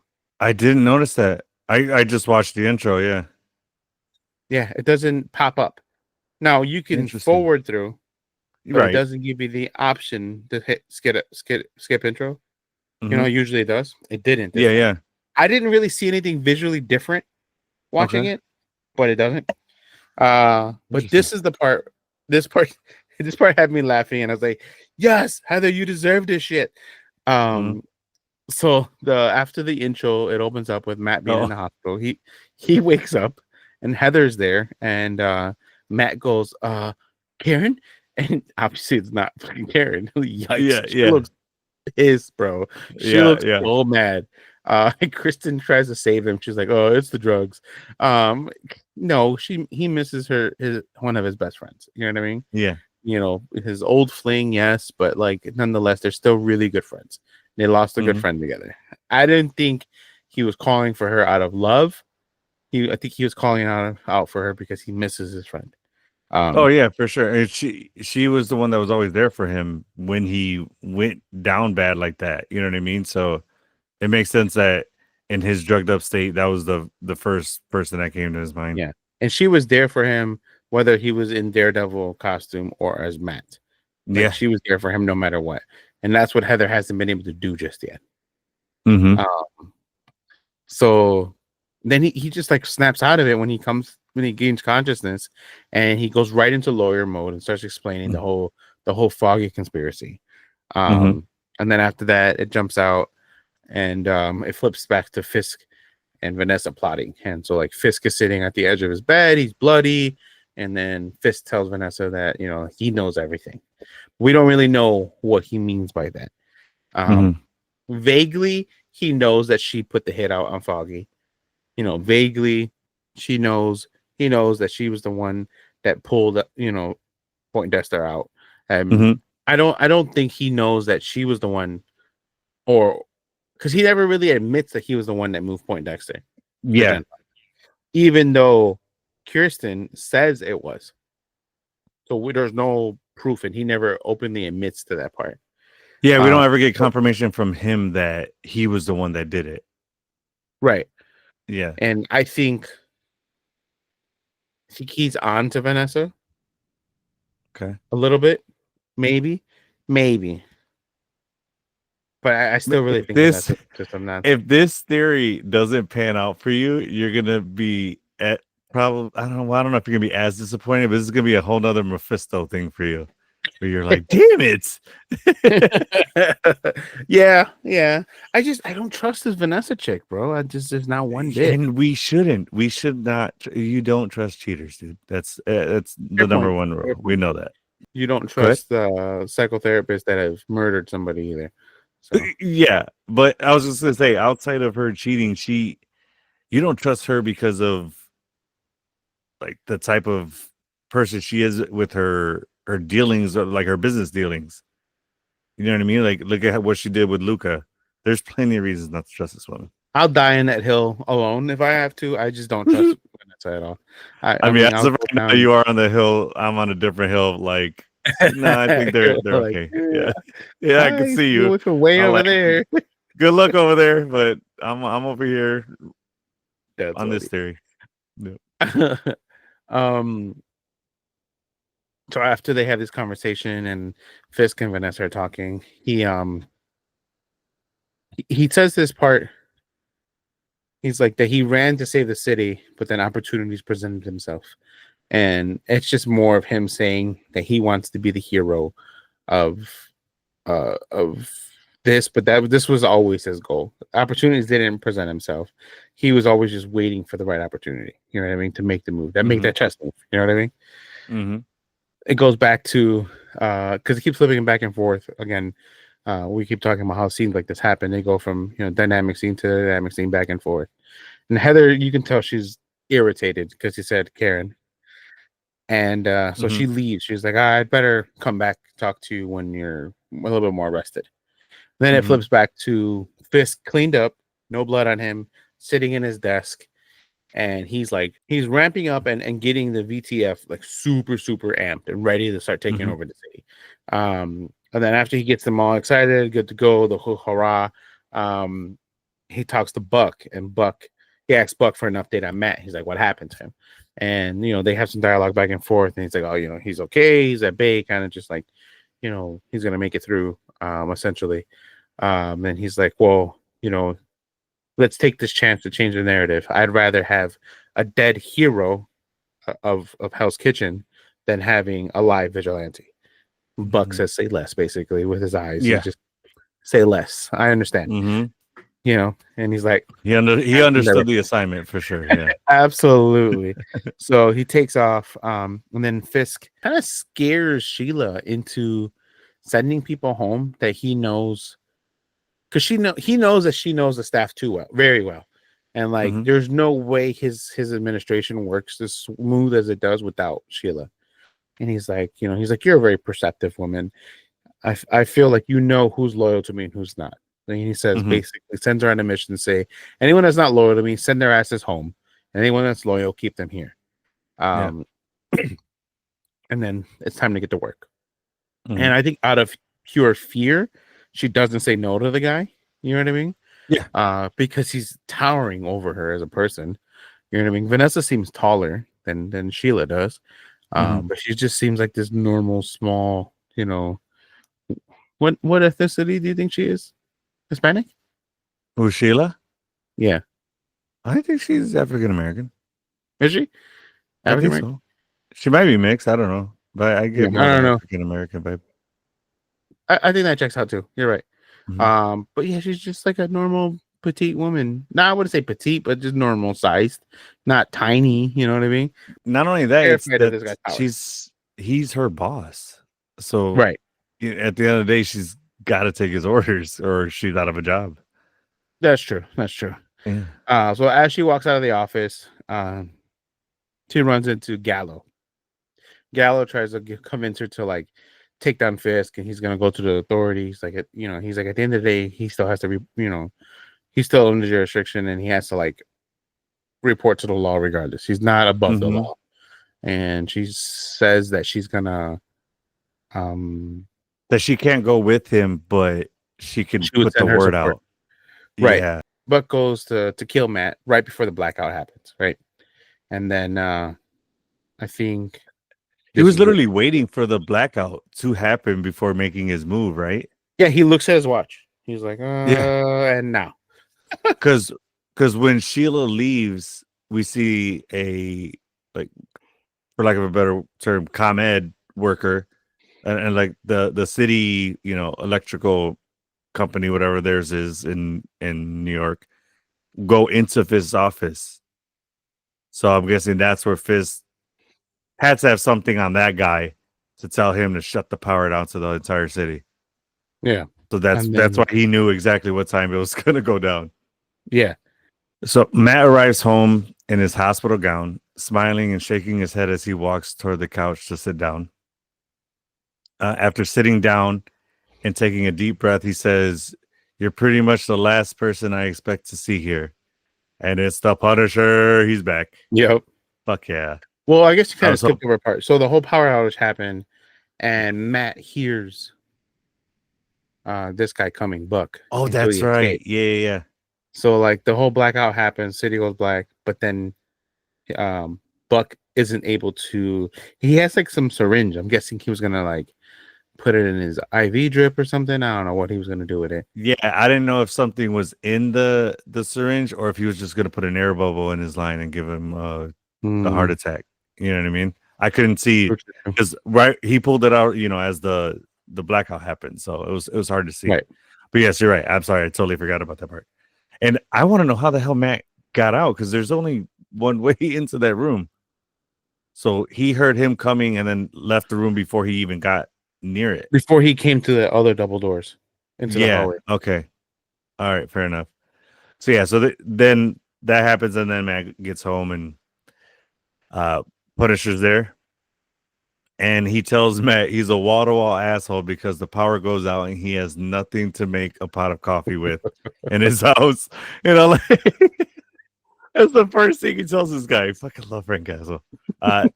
So then Punisher keeps messing with Matt, asking him, "Is that a new costume? What do they call you now? The Nightgown Man?" Yeah. It's just giving him shit. I love it. Matt, what I love too is with their banter is Matt messes with him right back, and he asks, Yeah. "What about you? After shaving a haircut, that all for me?" And then Punisher's like, "Yep, yeah, just for you." So Matt tells him he thought it wasn't his fight. Punisher says he got a phone call that changed his mind.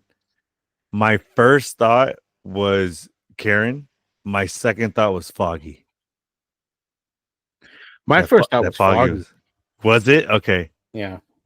And Okay. then we saw Karen. And I was like, Yes. okay, So Karen. you were only on Foggy was the one who did it or who Yeah. called him. Okay. All right. Fair enough. He tells Matt he made a promise that he was going to get him out alive, and that's exactly what he's going to do. Punisher says, northwest side of the house, there's a van full of shit bags. You clock that? Matt says, yep. Punisher tells Matt, I'll tell you right now, they come up here. I'm not playing patty cake with these fanboys. I'm chopping them up. I was like, fuck yeah, Punisher, you tell Matt. Because these guys, the way to deal with them isn't the way Matt and Daredevil deals with these guys. Because these guys are crooked cops. They're just going to get out or, not even get a slap on the wrist and just go back to doing what they're doing, what they always do. And I absolutely love that Punisher calls Matt Red, just like in the comics. Yeah. That's one of my favorite things about their interaction. Whoever's idea that was, fucking hats off. I love it. Which I kind of hope and feel that it was John Bernthal that was like, I'm gonna call him Red, just like the comic, because we know John Bernthal went and he did his research. He went and grabbed all the Punisher comics he could find when he was prepping for, back in the Netflix series and the Daredevil series and the Punisher series. So Punisher asks Matt, why would he take a bullet for that asshole? And Matt answers, that's a good question. And do you think that Matt doesn't even know why he did it? Or do you think he just can't explain a way that Frank will understand? I think it was more of just a knee-jerk reaction. Okay. Because I don't think he wants to kill people. He wants to still not cross that line still. Mm-hmm. Even though he did technically appoint Dexter, I don't think he wants to kill anyone. I don't think even Matt or Daredevil at the time had control of that, because that was just, he was dealing with such so much heartbreak, raw emotion. Yeah. Yes, exactly. Like he wasn't in control in that moment. At least that's how I feel. That's how I took it. Yeah. So I don't think but on top of that, I don't think he knows why he did it either. Because he says that's a good question, Yeah. And that's the same thing I got. Okay, good. So Matt hears the task force driving up to his building and entering the front door. He tells Punisher they're on the move. hilarious. Yeah, Matt gets off the couch to go suit up, and Punisher asks, "You're not gonna do it with your ass out, like with your ass hanging out?" And Matt just flicks him off. Love Oh, it. man. Love it. Yeah, dude. Like I said, their banter back and forward is the best. So the VTF gets to Matt's apartment door and quietly makes their way in, because I guess Matt didn't lock the door behind him, because they didn't, you know what I mean? Like, you didn't see anybody jimmying the lock open or breaking it open or even busting. Well, they wouldn't bust the door open because they're trying to go in their stealth. But I guess so you're right. Yep. Once they're all in, Daredevil drops in from the skylight like Batman, and we get this badass team up action sequence. And this superhero landing. Hell yeah. This is one of the best scenes, or one of the best action sequences in this episode. So Daredevil starts taking out multiple guys using his billy clubs, whipping it at guys and retracting it back. Then Punisher shotguns a guy from the outside. Is it like a porch or like a terrace that he was? A little bit of both. He was a little, right? It was like a hat, like a in between, right? Okay. So he shotguns the guy through the glass doors, and then in the stomach. Another guy's gun. Yeah, then grabs the gun and just boom, just rips it into his chest. Mm-hmm. And then Frank takes a bullet to the chest. And so not yet. But All right. right now he's just taking out the guys, and then Daredevil headbutts a guy, wraps the billy clubs around his neck, and then throws him into the wall. So then here's where Punisher grabs the guy he shot, and then in the stomach and slams his head on the edge of the table. Daredevil yells, "Frank, stop!" I'm like, "No, Frank, don't stop! Fuck these guys up. Let's go." He holds him down on the table and fires 4 shots, like execution style, into his head. And then I thought this was a really clever way to show this without showing the actual action of the bullets or the barrel at his head and firing. We see it from underneath the table and we just see the bullets coming out. Thought that was a really great way to show that. I really enjoyed that. I agree. Yeah, whoever wrote it was, if it was either the writer or the director, well done. While doing that, Punisher gets shot. The by choreographer for this. Yeah, it was probably the stunt choreographer. Yeah, that's a good point. Yeah. So while doing that, this is where Punisher, like you said, gets shot. He gets shot by Sergeant North in the shoulder. Yeah. But immediately, as soon as he gets shot, like almost in the same motion, within the same action, he takes out his gun and fires right back at Sergeant North and shoots him in the forearm that he was holding the gun in, and then causes him to drop the gun.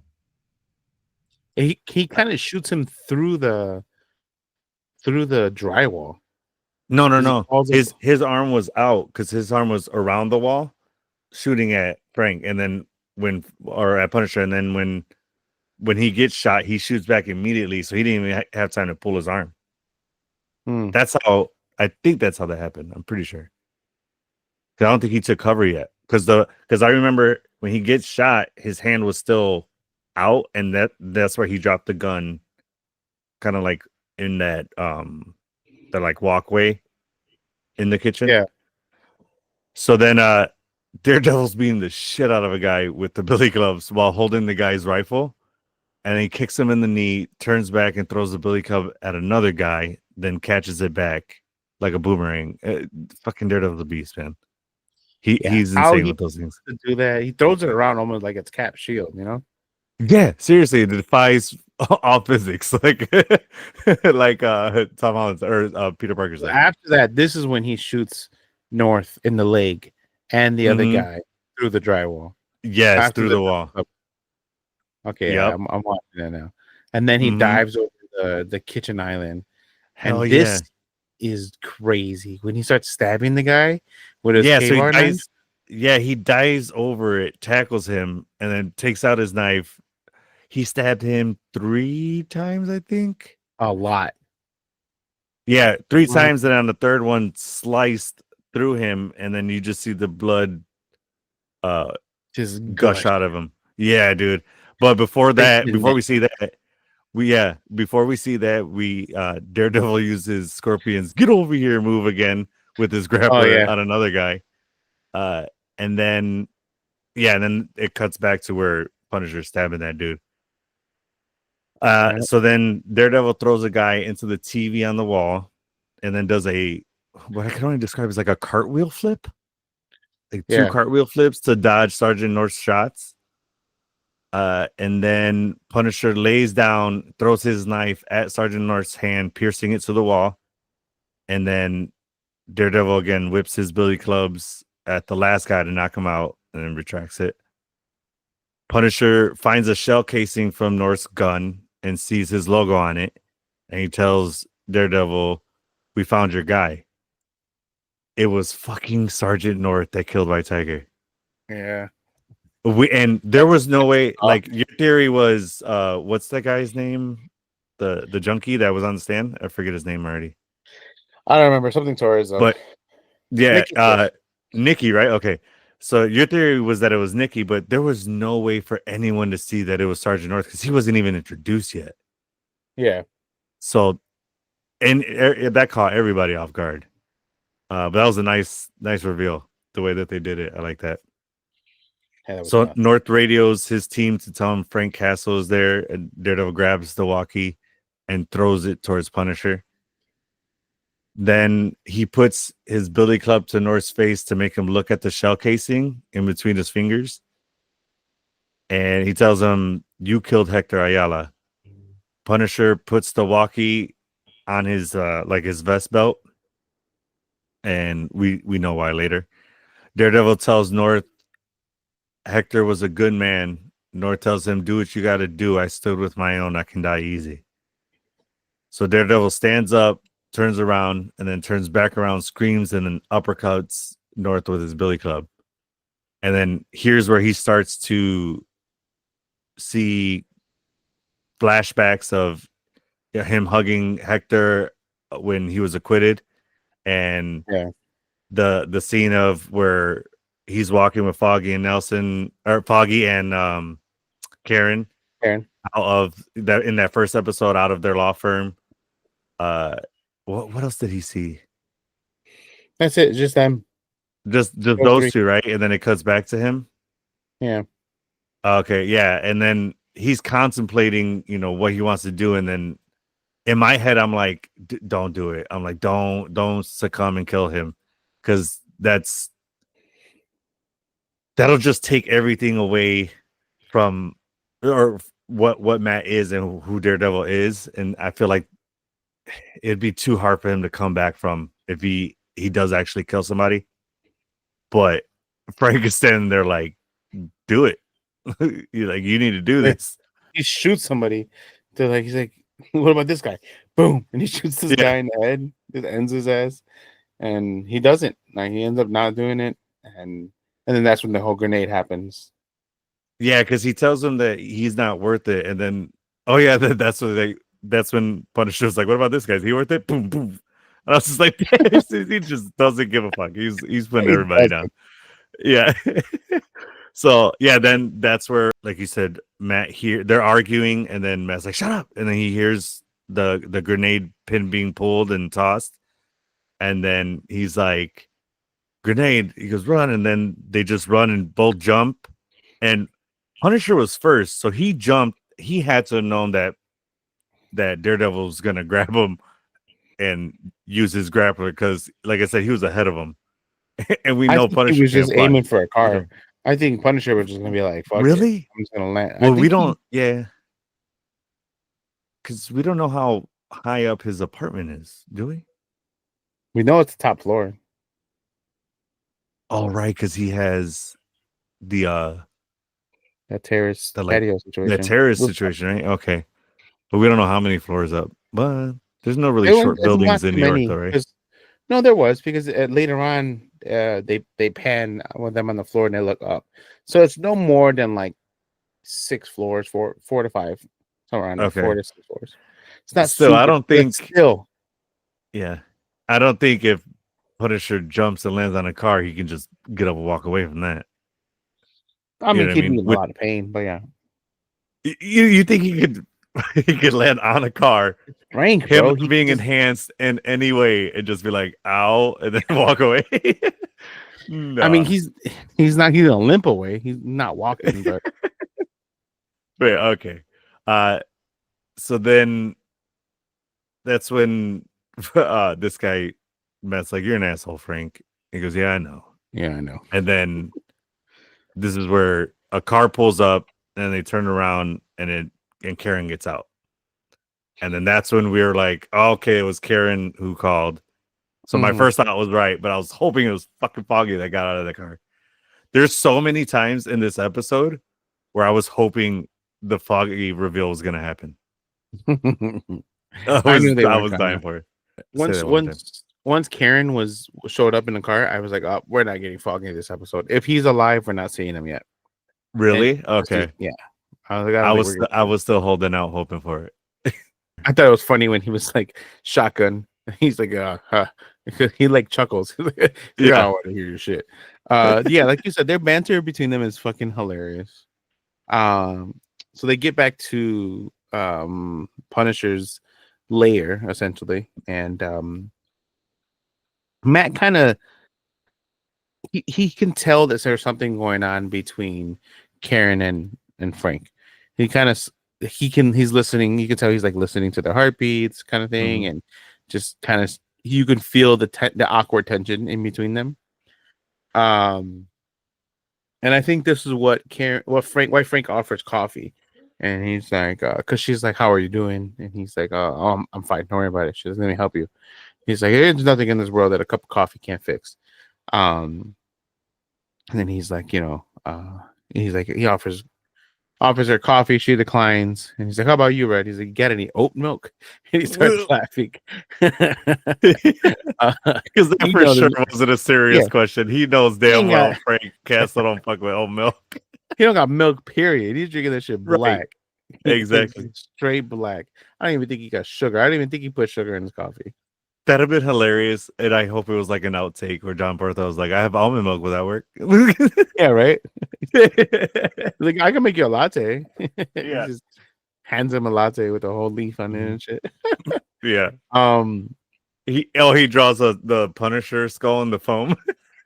Oh, that'd be so cool. Imagine.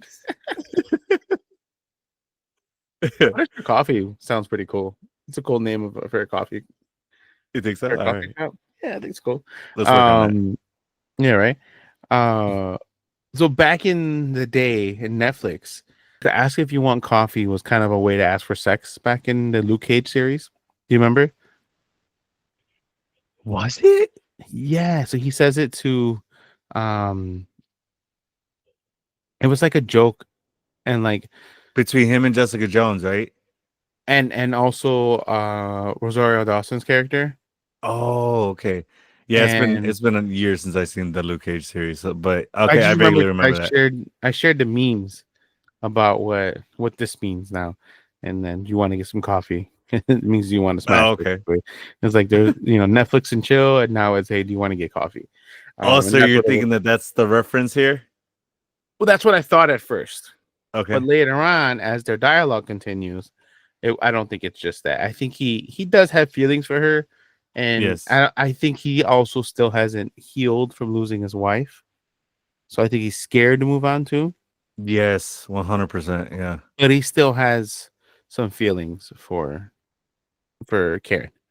Yeah. So that, and then this is when Matt reveals, the whole Foggy was set up. Karen jumps at the opportunity to help him, and then they're getting ready to leave, and they're gonna go look for some files in storage.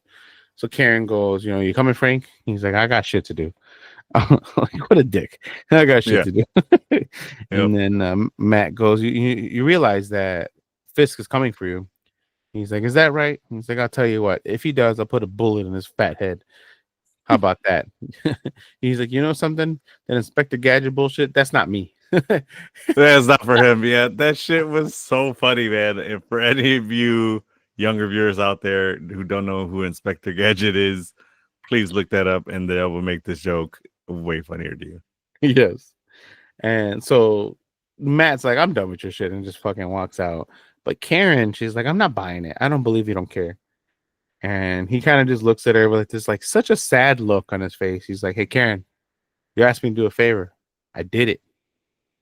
And I Mhm. think him making the coffee was a peace offering of saying like, "Hey, think essentially like, hey, thanks for thinking of me. Like Yeah. thanks for in a time of need. Nobody calls him when they need him. He just shows up to do what he has to do, and it's a cute.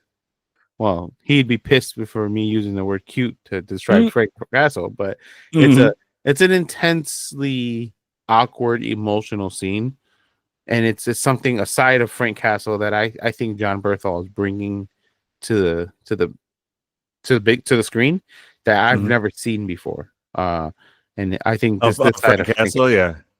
yeah, John Berthel's Mhm. pulling his performance is really really good, man. It's I Yeah, can't it's wait for this the Disney Plus special absolutely. presentation. I think Hell it's yeah. gonna be a killer or episode or whatever, the one Like hour mini and a half movie, yeah. mini movie. Mhm.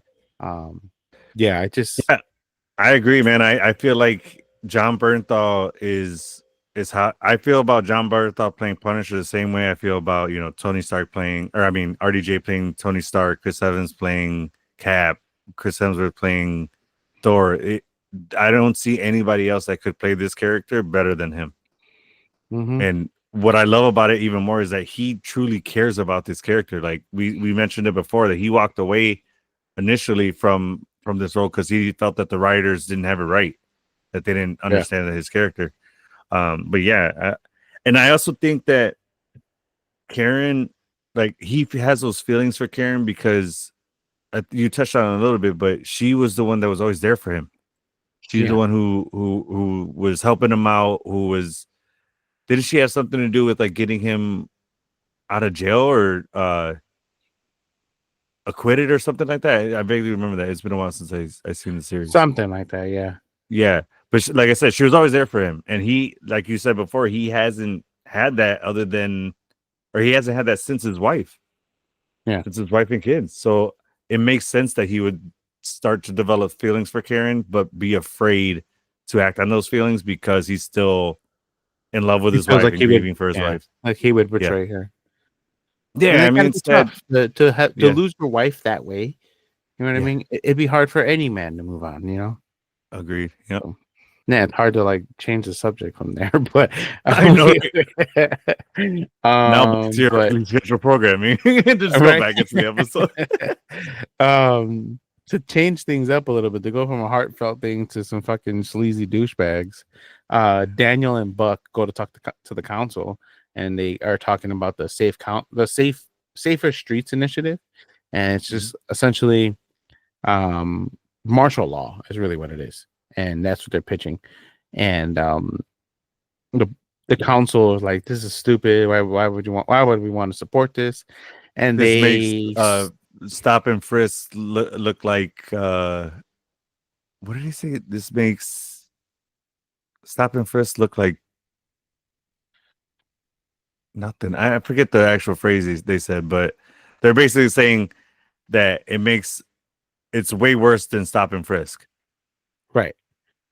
And they start blackmailing the council because they know about a Swiss bank with millions of dollars, and he wants to meet with all of them individually, and he wants to start exploiting some of their weaknesses and some of their findings, I guess, on these people. The mini kingpin that he is. I mean, he's learning great. He's learning well from Kingpin for sure. He is definitely way in over his head. I think he's swinging a big gun. He's swinging a big gun that's not loaded.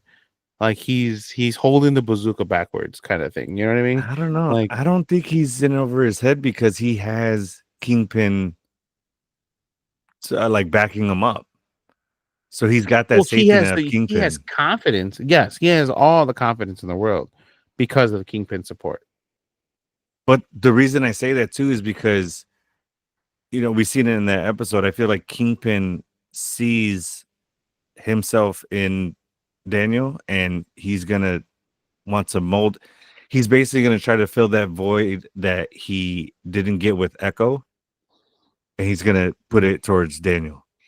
That's why I feel like he's not really that in over his head. That's fair. I don't disagree with that. All right. I just think he's gonna make it.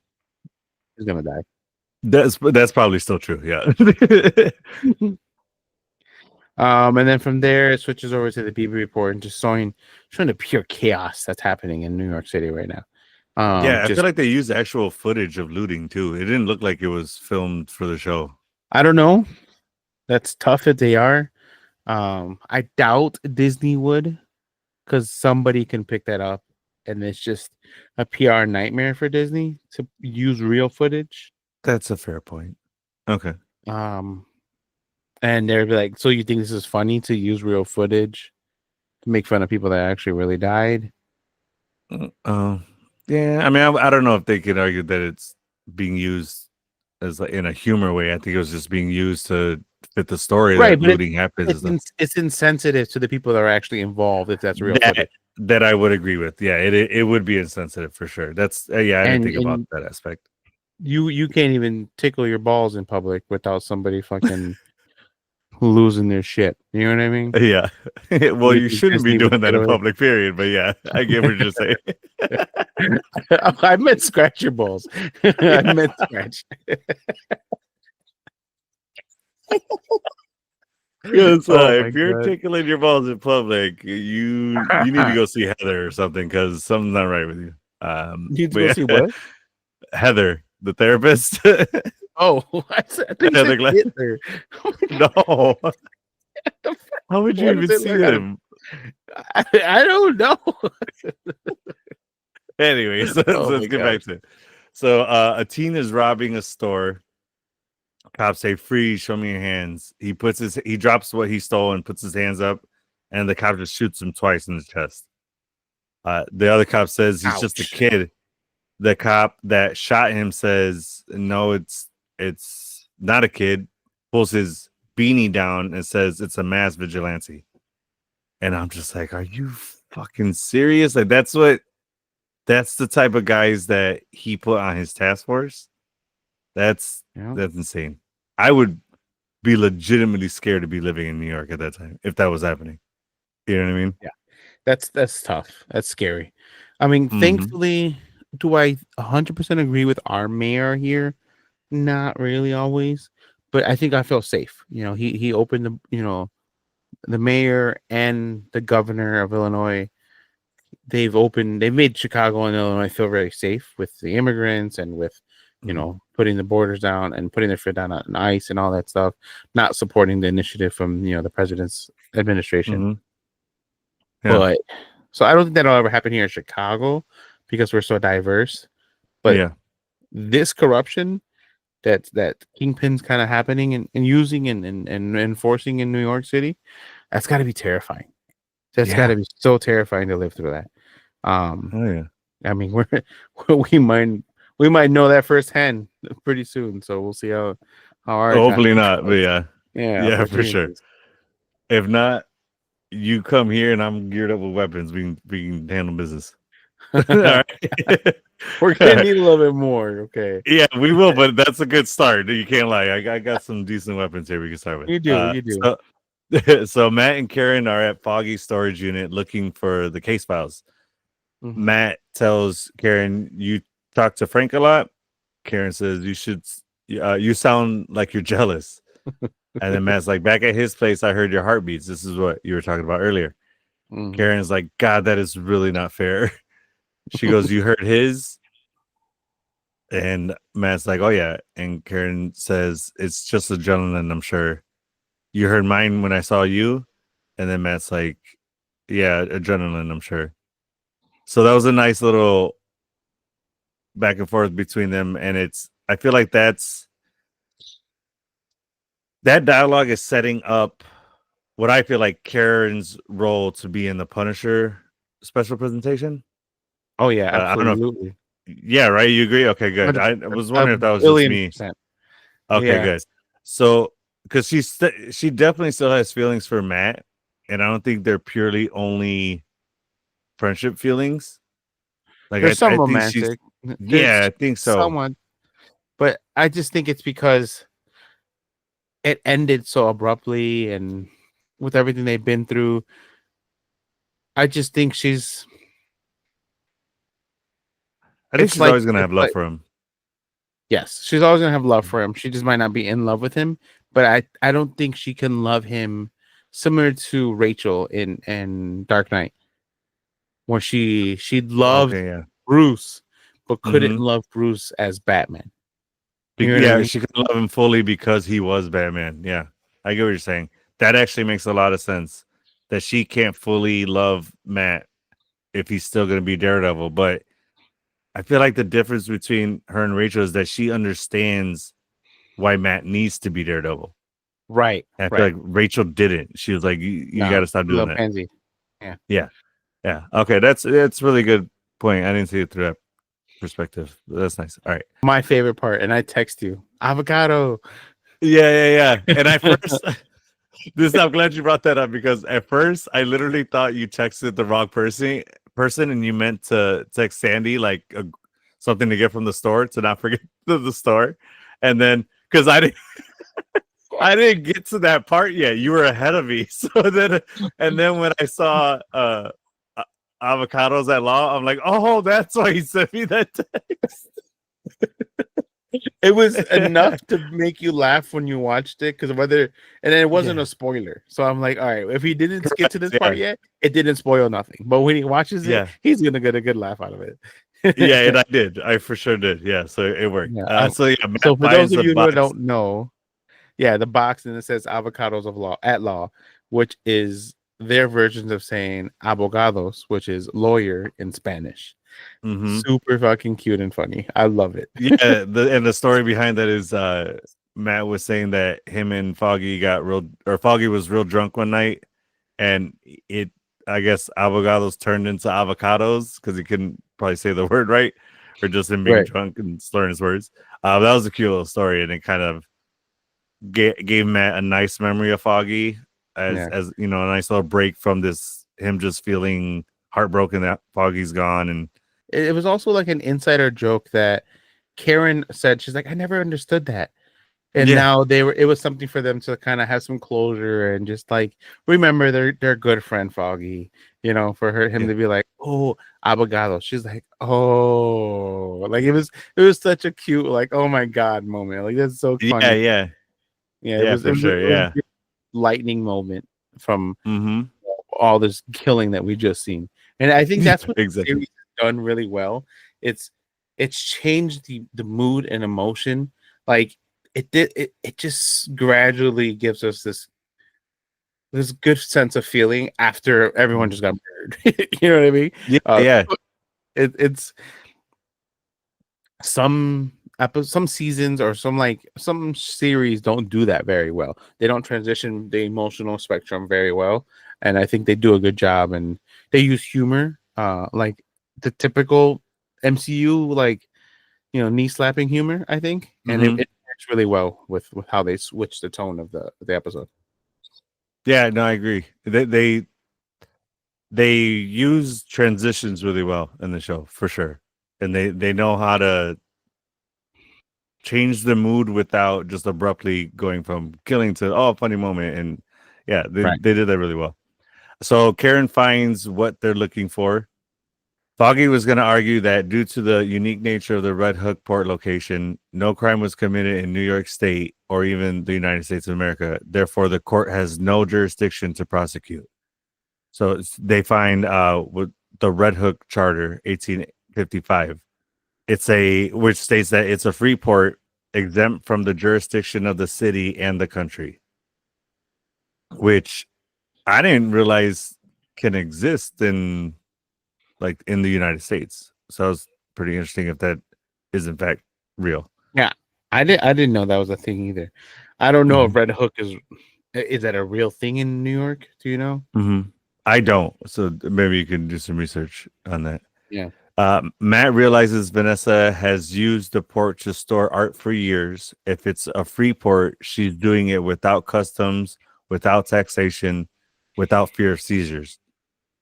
Karen says she could launder money legally. Matt says, and now our mayor is building a new complex there. This charter would make it untouchable there. Gambling, smuggling, you name it, all of it legal. Matt and Karen leave to go check out Red Hook. And then we see more scenes of the city on fire and in chaos. Frank is listening to the walkie and hears a cop giving a status report. First cop says, no eyes on Murdoch and the blonde. And then Daredevil and the Punisher got away. And then So Red fall Hook back. is a real. It's part of a borough. It's part of Brooklyn. Okay. So it's But right we next to don't know if the Brooklyn Red Park. Hook charter thing is real, right? The jurisdiction part, it doesn't really specify. It's Okay. set against the backdrops of the shipping yards, pre-Civil War warehouse in Brooklyn. Red Hook is a laid-back seaside village vibe. Young families, creative professionals. Yeah, it doesn't really say anything about. It says it's part of New York City. Doesn't say anything about Okay. it not being. Well, if anybody knows that charter is real, comment down below if it is. Yeah. Or if it isn't, just let us know. So then the other cop says, fall back to Red Hook. Let's go hunting. So then Punisher shows up to Red Hook, tries to kill everyone, but eventually gets taken down. And he's going crazy. I wanted to ask you, one of the officers in the task force had these axes. Is that a comic book character? I don't think so. I didn't pick that up. No. Okay, that You was know? just the weapons of her choice. Okay, because he's going crazy. He's taking out a lot of their members before getting taken down. Yeah. And that was another dope action scene. So then Fisk is listening to a recording of the conversation between Sheila and Gallo, and then we find out that she never intended on putting out that word or being on Gallo's side. She was just doing that on Fisk's orders to figure out what Gallo's up to. So he's like I say, he's listening to the recording, and while he's listening to that, we see Sheila outside in the hallway. I don't know is she outside his door that he's listening to, or is she just in a hallway? I think she's just in a hallway. In the hallway, right? Because she's listening to that, and she's crying because she knows she just signed Gallo's death warrant. Like Yes. she's like, I basically just killed a guy.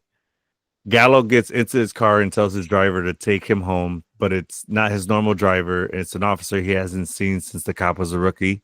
He notices he has a fresh tat on his neck, Mm-hmm. and it's the task force skull. Gallo realizes he's fucked. He's like, oh shit, I know what's happening here. So Punisher is tied to a chair, and some of the task force is all in front of him, and they're all wearing their version of his logo. Like that's why I called it the task force skull, because it's not the same as his. His is larger and over the whole vest. They like miniaturize it, just put it in the middle. Yeah. So And they wear it for the wrong reasons. They don't yes. they don't realize what that symbolizes for him. You know what I mean? Yeah, for sure. So while Punisher's tied to the chair, Powell's sitting there right in front of him, and he's like, "It's an honor to meet you, Castle. I'm a big admirer of your work." Powell then says, "Everything that you do, you can do that with us, and you don't have to run anymore, or you don't got to run anymore. These guys fucking idolize you, man. We all do. It'd be an honor to serve with you, Frank." And then back to Gallo is being taken to meet Fisk. Fisk is talking to a group of the task force, kind of like giving them another pep talk or whatever, but this time it's indistinctable chatter, because he's just in the background, and Buck is talking to Gallo and telling him, like, we're just following Fisk's orders, and Gallo's like, you guys are out of your fucking mind.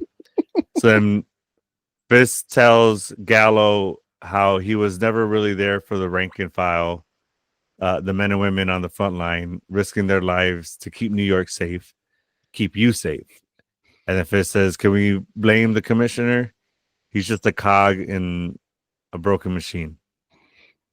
Frank declines Powell's offer, telling him they're all clowns. You think you know my pain? You think you know my loss? Gallo tells Fisk, back to Gallo. This is another one of those scenes where it's a back and forth, but this time it's Fisk and then cutting back to Punisher. Gallo tells Fisk, you never stop being Kingpin. You can't. And this fucking pisses Fisk off, telling him he can't stop being Kingpin, because I feel like he's been trying to at least fool everybody that he's changed, that he's not Kingpin anymore. And then to hear somebody not be fooled by that, I think just set him off. Oh yeah. So then he chops him in the throat, and Gallo didn't see it coming. And then he fucking I didn't see it coming. Well, yeah, right. None of us did. But then what I thought was fucking hilarious is that he Austin Powers judo chops him on the shoulder, on the shoulders, and that shit just made me laugh. Because when he did it, I literally just heard Austin Powers going, judo chop, and then him fucking falling down. Did not think of that. You did it? I did not. No. Did it on the first watch, but I did on like the second and third time. I'm like, that's literally Austin Powers. I did not think of that. No, okay. It's because his fist recalls when he does it. Right, but I didn't mean he did it to a T. Like, he didn't actually yell out judo chop either. I just meant like when he did that, that's the only thing I could think of after seeing it the second time. That's pretty funny. Yeah. So then Frank tells Powell he wouldn't piss on him if he was on fire. And then Powell's like, he goes, well, I'm sorry to hear that. And then he gives one of his officers a look to go and punch Frank in the face. And then Frank takes the first one, no problem. He was like, not bad, that. And then Fist grabs Gallo's head and starts squeezing until he rips his jaw and left side of his head off.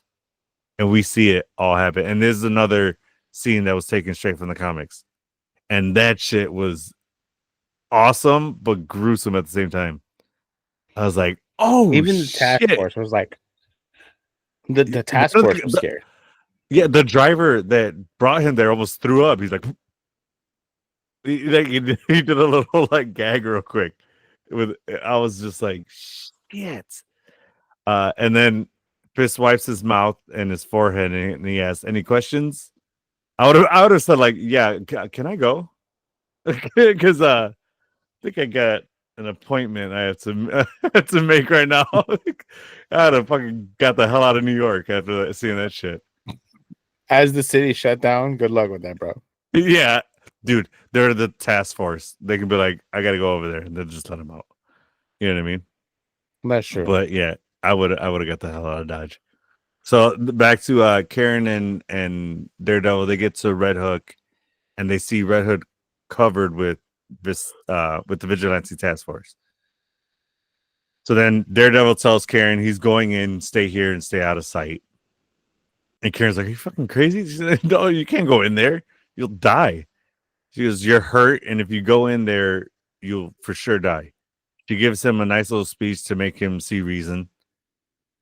Karen, and then after she kind of gets him to take a beat and really listen to what she says, she asks him, "Do you remember I once asked you what it was like living in the darkness? Do you remember what you said?" And Daredevil says, "It's not dark. It's like 1,000 suns." And now, correct me if I'm wrong, but didn't the Netflix series, because you rewatched the Netflix series right before this series aired, right? So didn't they in the Netflix series show what Matt sees? And wasn't it like all red and on fire? He was looking at Rosario Dawson's character, right? Yeah. Okay. Yeah, I wasn't sure. I thought I remember that happening in that series. Yeah, because I know they did it in the Ben Affleck movie, but I was like 90% sure they did it in Netflix. All right, cool. So, but in the not Netflix, the Ben Affleck movie was water, no? Yeah, when he was describing it as when water hits the sound, he can picture whatever the water hits very clearly for like, a second or two. And then that's how he saw Elektra's face and stuff. And yeah. So then Daredevil's like, "Yeah, you're right, but we can beat him. I'm going to take this city back, Karen." And then she says, "Where do we start?" And then Daredevil says, "We need an army." And I'm like, "Defenders, assemble." I'm like, dude, I know a lot of people hate the actor that played Iron Fist, and then he even expressed, he's like, "Just give me a fucking chance. I can do better." But I wouldn't be mad if they got all, those if they brought three the actors. Defenders back, they got to bring them back. They got to bring back. Well, Jessica Jones for sure. Kristen Ritter's even down to do it. Yeah. I think she's gonna. I think she's in season 2 for sure.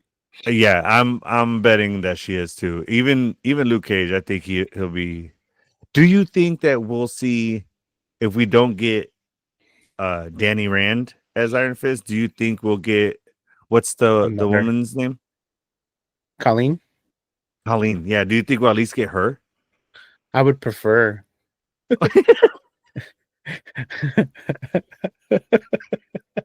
So you're on that bandwagon of like, yeah, we don't like him as Iron Fist.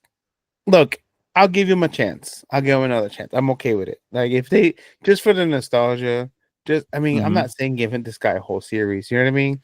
But have him come Yeah, back and like at and least lead one or like two episodes, right? right and help fight the task force and be this Mhm. new army that they're putting together. And then maybe he says, "Hey, I'm you know, I'm teaching I'm mentoring someone right now. I won't be the Iron Fist much longer." And Mhm. then it just leads into the new Iron Fist. You know what I mean? And Yeah, have him pop yeah, up in a I new like that. series of Iron Fist where he mentors him and he's already helped him achieve the power, and then that's it. He moved on. You know what I mean? But just Yeah, give him a proper send off. yeah, We don't got to dog the guy. You know what I mean? yeah. I But mean, I don't. I'm I'm in the opinion that I don't think he did a horrible job. I don't think he nailed the character though. yeah, So like it was watchable, but I'm like, you you need to do something to actually nail this character. And I don't feel like he did that. But I yeah. mean, who am I to say that? I mean, I couldn't do it any Colleen better as stole the Iron show Fist. from him. Yeah, for sure. And I think that's probably why a lot of fans felt like he didn't do a good job because she did such a great job as her character. I feel like Yeah, he just didn't match that. But yeah, either way, I mean, and also the way it ended, she had created her aura or whatever, that like white Iron Fist aura that she mm-hmm. built. And then Yeah, Danny was doing the finger pistols, like yeah, yeah. so. No, he wasn't doing finger pistols. I mean, he was lighting up the guns, right, and the bullets. That's what he was using. Oh, that's right. You're right. You're right. You're right. You're right. He was out there just like pew, pew. That'd be hilarious. So that Fist asked Heather to be his administration's commissioner of mental health, and Ugh, she accepts. So don't our like it. I producer don't like it. thinks, yeah, our producer thinks that Heather's gonna be evil and be on Fist's side in season 2. So she's gonna be one of the Yeah. bad guys. And I'm like, Yeah. yeah, I agree. I didn't think that at first, but then when she said that, it got my gears turning, and I'm like, oh yeah, especially with how she was talking about the vigilantes and everything after Muse. I think that that trauma might have pushed her towards Fist side even more. Think so? Yeah, I think so. Because of Hmm. the view she has of vigilantes. Remember all the shit she was saying about Daredevil and Muse? Yeah. Yeah. No, I hear you. So yeah. So then Fist addresses the city, tells them Gallo resigned. Yeah. Liar. And then declares martial law. All vigilante activities are illegal. Curfew is at 8 p.m. And Fist ends his message with, never forget, I love New York. And then that weird ass smile that he can't get right. It's That just is so so awkward bad. looking. Yeah, Can you it's so imagine bad. this guy in like Christmas pictures? Like, I don't want to. You're like, oh, God damn, we got to Photoshop Fisk again. He fucked up the whole picture. Uh, so then Matt tells Karen right after the accident, he thought God took his sight. When he grew up, he came to believe that that in exchange, he'd given him a special destiny. And then Matt says, like a mask and a purpose could save my life. And then Karen's like, didn't it? And Matt was like, it wasn't the mask. It was me needing to believe in it that saved me. My mistake was thinking I was immune to the darkness and I let it creep inside me. I let the dark power, I let the dark power me. And then Karen gives him, another heartwarming speech saying, Foggy believed in him and that he can come back from this state that he's in and be that person he was again. mhm. So then Daredevil walks into they're in the back of Josie's bar, we find out. Well, it's like a And private room where the pool table was yeah, at. yes. So that's what I meant by back of it. So and it has like those double sliding doors. Yeah. So then he walks into Josie's bar uh from that room and he's got his mask on. And then we see Cherry, Josie, Officer Kim, and then a few other what I would assume is good officers. And I was gonna ask you, do you think that they know that's Matt, or do they just think it's Daredevil wanting to help? Obviously, Cherry knows, but everybody else. I think it's just Daredevil because otherwise he would have came out without his mask. Right. Okay. That all right. Then that's what I was thinking. And And that's I my don't thought think was correct. Matt wants these people to be because anyone that knows his Compromised. identity, yeah, anyone that knows Yeah. his identity is now at risk. Yeah. True. That's a fair point. So then Fisk and Vanessa walk through this large room with large cages, and this is at Red Hook, right? This is like Yeah, where the complex is that he wants to build. Okay. yeah, So because they then, can legally keep people there, and no one can touch them. yeah, because of that Red Hook Charter 1855. So yeah, so then we see a lot of people being held captive. One of those people is Jack, aka Swordsman, and Punisher. Are there among the many there? And I swear to you, this is another spot where I was like, we're gonna see fucking Foggy at that last cage. I was waiting for it, but unfortunately, we don't. So Yeah. then Fisk and Vanessa sit down to a very nice dinner with the rabbit in the snowstorm painting next to their table. And then that's the end of the series. Or then it cuts back to like just B-roll footage of or like a montage footage of different people, like some task force members, and then we see a shot of Angela. And then we see them back at Josie's bar, and then we just see Daredevil. Well, And then one thing, Kristen, they show Kristen again, and oh, I they wanted do, to touch on yes. this. They show And Kirsten again, you're right. she's holding the charter of Port of Red Hook. She's holding that Oh, in her so hand. that's what she was reading? I didn't catch that. Yeah, so she knows that What was going something's on? up. Yeah. Yeah. So I don't know, man. Feel like, and then she's like twiddling her ring on her finger. She's just like looking at it and just like, what do I do? And I don't know. I don't know. I don't think she's bad. I don't think she's bad. I think Mhm. she has a bigger play to play at. But I think that is gonna get her to stop trying to talk Matt out of the conspiracy theories that he's been telling her. And I think she's gonna start believing him. And that's what yeah, I agree. that's what that shot of her reading was for. But yeah, so then it goes to Daredevil, and I like that little pan out shot of us just being able to see Daredevil through the The newspaper. newspaper Yeah, and stuck the on the Josie wall. That was window. a nice shot. Yeah, Yeah, that was and a then nice we see the shot. red start flashing, which I don't know where the Hmm. red is from though. I kind of feel like it was the same way we saw the red and when he gets shot. I think it's just for us. It's not part of the scene or not part of the. Oh, is it?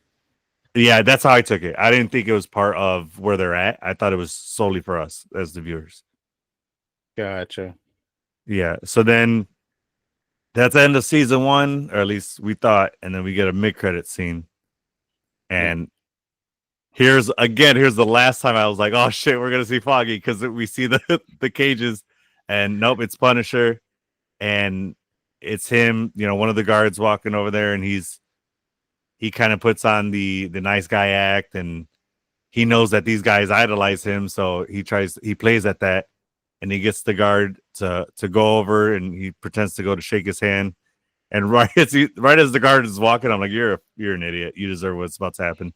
So then he grabs his hand, fucking pulls it in, breaks his arm, and he takes his keys, right, and then he starts to Yeah. undo his cuffs and stuff, and then and the mid credit scene, and that sets up the special presentation, and I'm like, fuck Yep. yes. That's coming out this summer, right? No, is it? I thought it was. I don't know. No. I think it's just that we got news that that's the next special Yeah, presentation, right? Are you looking that up real quick? I am. Okay, cool. So yeah, man, I feel like this is a phenomenal season. This is a great series. Definitely as good as the Netflix series for sure. Yeah. Do you have any news on the presentation? So it says the Punisher special release date window hinted by Daredevil showrunner. There is no official release date. But aren't they supposed to be putting out a special presentation at least one a year? I don't know. Is it Vision Quest a special presentation or no? No, it's a series. So It's a that series, right? they Okay. said that we'll know. What I'm seeing is that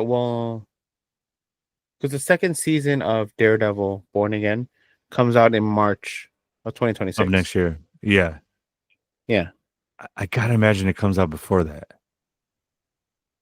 No? It says the special presentation will air alongside with Daredevil Born Again season 2. Oh, okay. So then we're getting So it somewhere in the middle of it. probably next summer. Yeah. Okay. All right. Or spring. Damn it. Gotta wait a whole year. Son of a bitch. All right. Yeah, but we're gonna get a lot in next year. We got True, but Doomsday you know next how year. I need my Punisher. So I gotta fucking wait a whole year. Damn it. All right. Like you said, we do have plenty of stuff to distract me until then. So Yeah. I'll be all right. All right. So we know we've had you guys' attention for a while. So we want to wrap up with a few questions here.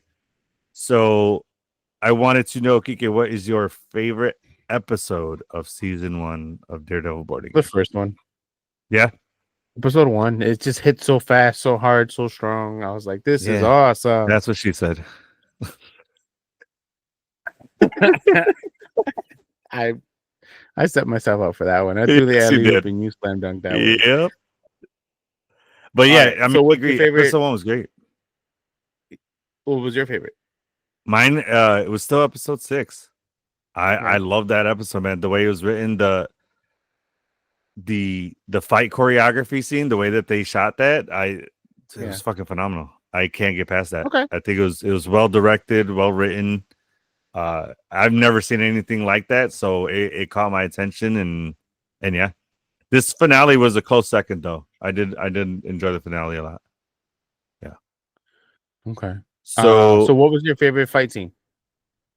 that the Fisk in episode 6, the Fisk versus Adam simultaneous with Daredevil versus Muse. Yeah, Okay. that was a badass fight scene. Mine was again because of episode 1, the Daredevil versus Poindexter. Just the Nice, yeah. emotion in it, the hallway scene again, heading up and down the stairs and such just great cinema. That was another one that was well choreographed and well shot. And I felt like it paid homage to the Netflix series because we see that fight through a stairwell and we don't lose them. We follow them through the whole shot. That was a really great one. So what is your favorite moment of the season? I think we're in agreement. It's the Frank Castle telling him that he hears his son saying, "Go get him, daddy." And I was like, man, if I heard my son telling me that after my son passed, I'd kill a bunch of people too. Like I'd lose it. Yeah, dude. Oh my god. And I think it was such a I think that hit us even more too because we are dads and we could relate to that. Yeah, for sure. That was a beautiful moment. And it was beautiful and heartbreaking at the same time. It was just like it was a very powerful moment. What is your most shocking moment? That we don't know if Foggy is really dead or not. That's a good one. I mean, they didn't show a funeral. They just show that he has that card. A year later. You know what I mean? Mm-hmm. Like it's like go visit his grave or something, like do something like that to solidify that, and they haven't. But even that won't solidify it to me because that could just be a empty casket. You know what I mean? Or no, I mean, I agree. Yeah. When you lean in on a funeral, or like when you go to see, like, it just makes it seem more real, more realistic. Fair. Like, okay, fair. this is real. And then, like I said, with the whole Kristen not saying, like he's gone, like he's not coming back, kind of thing. They just tiptoe around Foggy and almost like they're hurt that he's gone, but they aren't saying that he's gone. Yeah. And also the So, Easter egg of the comic run where he fakes his own death, that being the address next to their law yeah. firm, that being the comic run number. Like, yeah, Oh, so I much. totally get why you picked that as your most shocking. Mine was it, and it still is when Daredevil pushed Bullseye off the roof. I was just like, oh shit, he actually did it. I could not. I was thrown back. I could not imagine. I could not get around that he actually did it. I'm happy he did it. I would have did it I too. understood. Yeah, Well, I understood it completely. I was still just like, oh shit, he did. yeah. It's time for our Stone ratings. Yep. Would you like to go first? Yeah, I'm gonna go 5 out of 6. I can't give it a perfect 6 because I don't think it's perfect. Okay. But it's a fucking strong, very, very strong season. Yeah. Really, really good. Would it have gotten 6 if the Foggy was revealed to be alive? No, I'm glad they did it because it left me wanting more. It's annoying that they Okay. didn't, but I'm happy they did it. It's good cinema. Okay, so That's right. They did the right thing. That wouldn't have gotten it to 6 stones for you? Okay. No, I figured that would have. no. Okay. All right, fair enough. I am gonna give it 6 stones. I feel Okay. like this show, checked all the boxes. It was well written, it was well shot, well edited. The directing was great. The story, it held water. I mean, it was a great storyline to follow. And I like that, like I said before, that we not only see Matt's side, but we saw as much with Fist's side. And I like that balance, and I like how they displayed that balance. I thought it was really well done. It was a great season 1 for sure. Well, technically season 4, but yes, Is it though? they I feel said like it these is are a continuation. yeah, but it does feel like a different show. You know what I mean? Like I mean, get that I it's a agree. continuation. Yeah, Yeah, I but get it's that. the same thing as like NCIS Miami and New York. Like it's just that's the only difference because it feels like it's just a total different vibe, but it's a continuation of what Mhm. it was. True. Suits Yeah. LA Yeah. and No, regular I suits. get that it is kind of a season 4, or you know what I mean, but Yeah. yeah, nonetheless, it was, to me, it was a phenomenal series. I hope they keep And I just making as looking many forward. series as they possibly can of this. Yeah. Keep the seasons coming. Oh They yeah, have the absolutely. story Yeah. to do it. Mm-hmm. And everybody's loving Charlie Cox and Vincent D'Onofrio as these characters, so I think they're nailing it. Yep. But that is going to do it for us today. We want to thank you guys for joining us yet again. And Kike, even through the web chat, I am with you. Till the end of the line. If you enjoyed this episode, please don't forget to like and subscribe. Also, hit that notification bell to stay up to date on all our new episodes and more.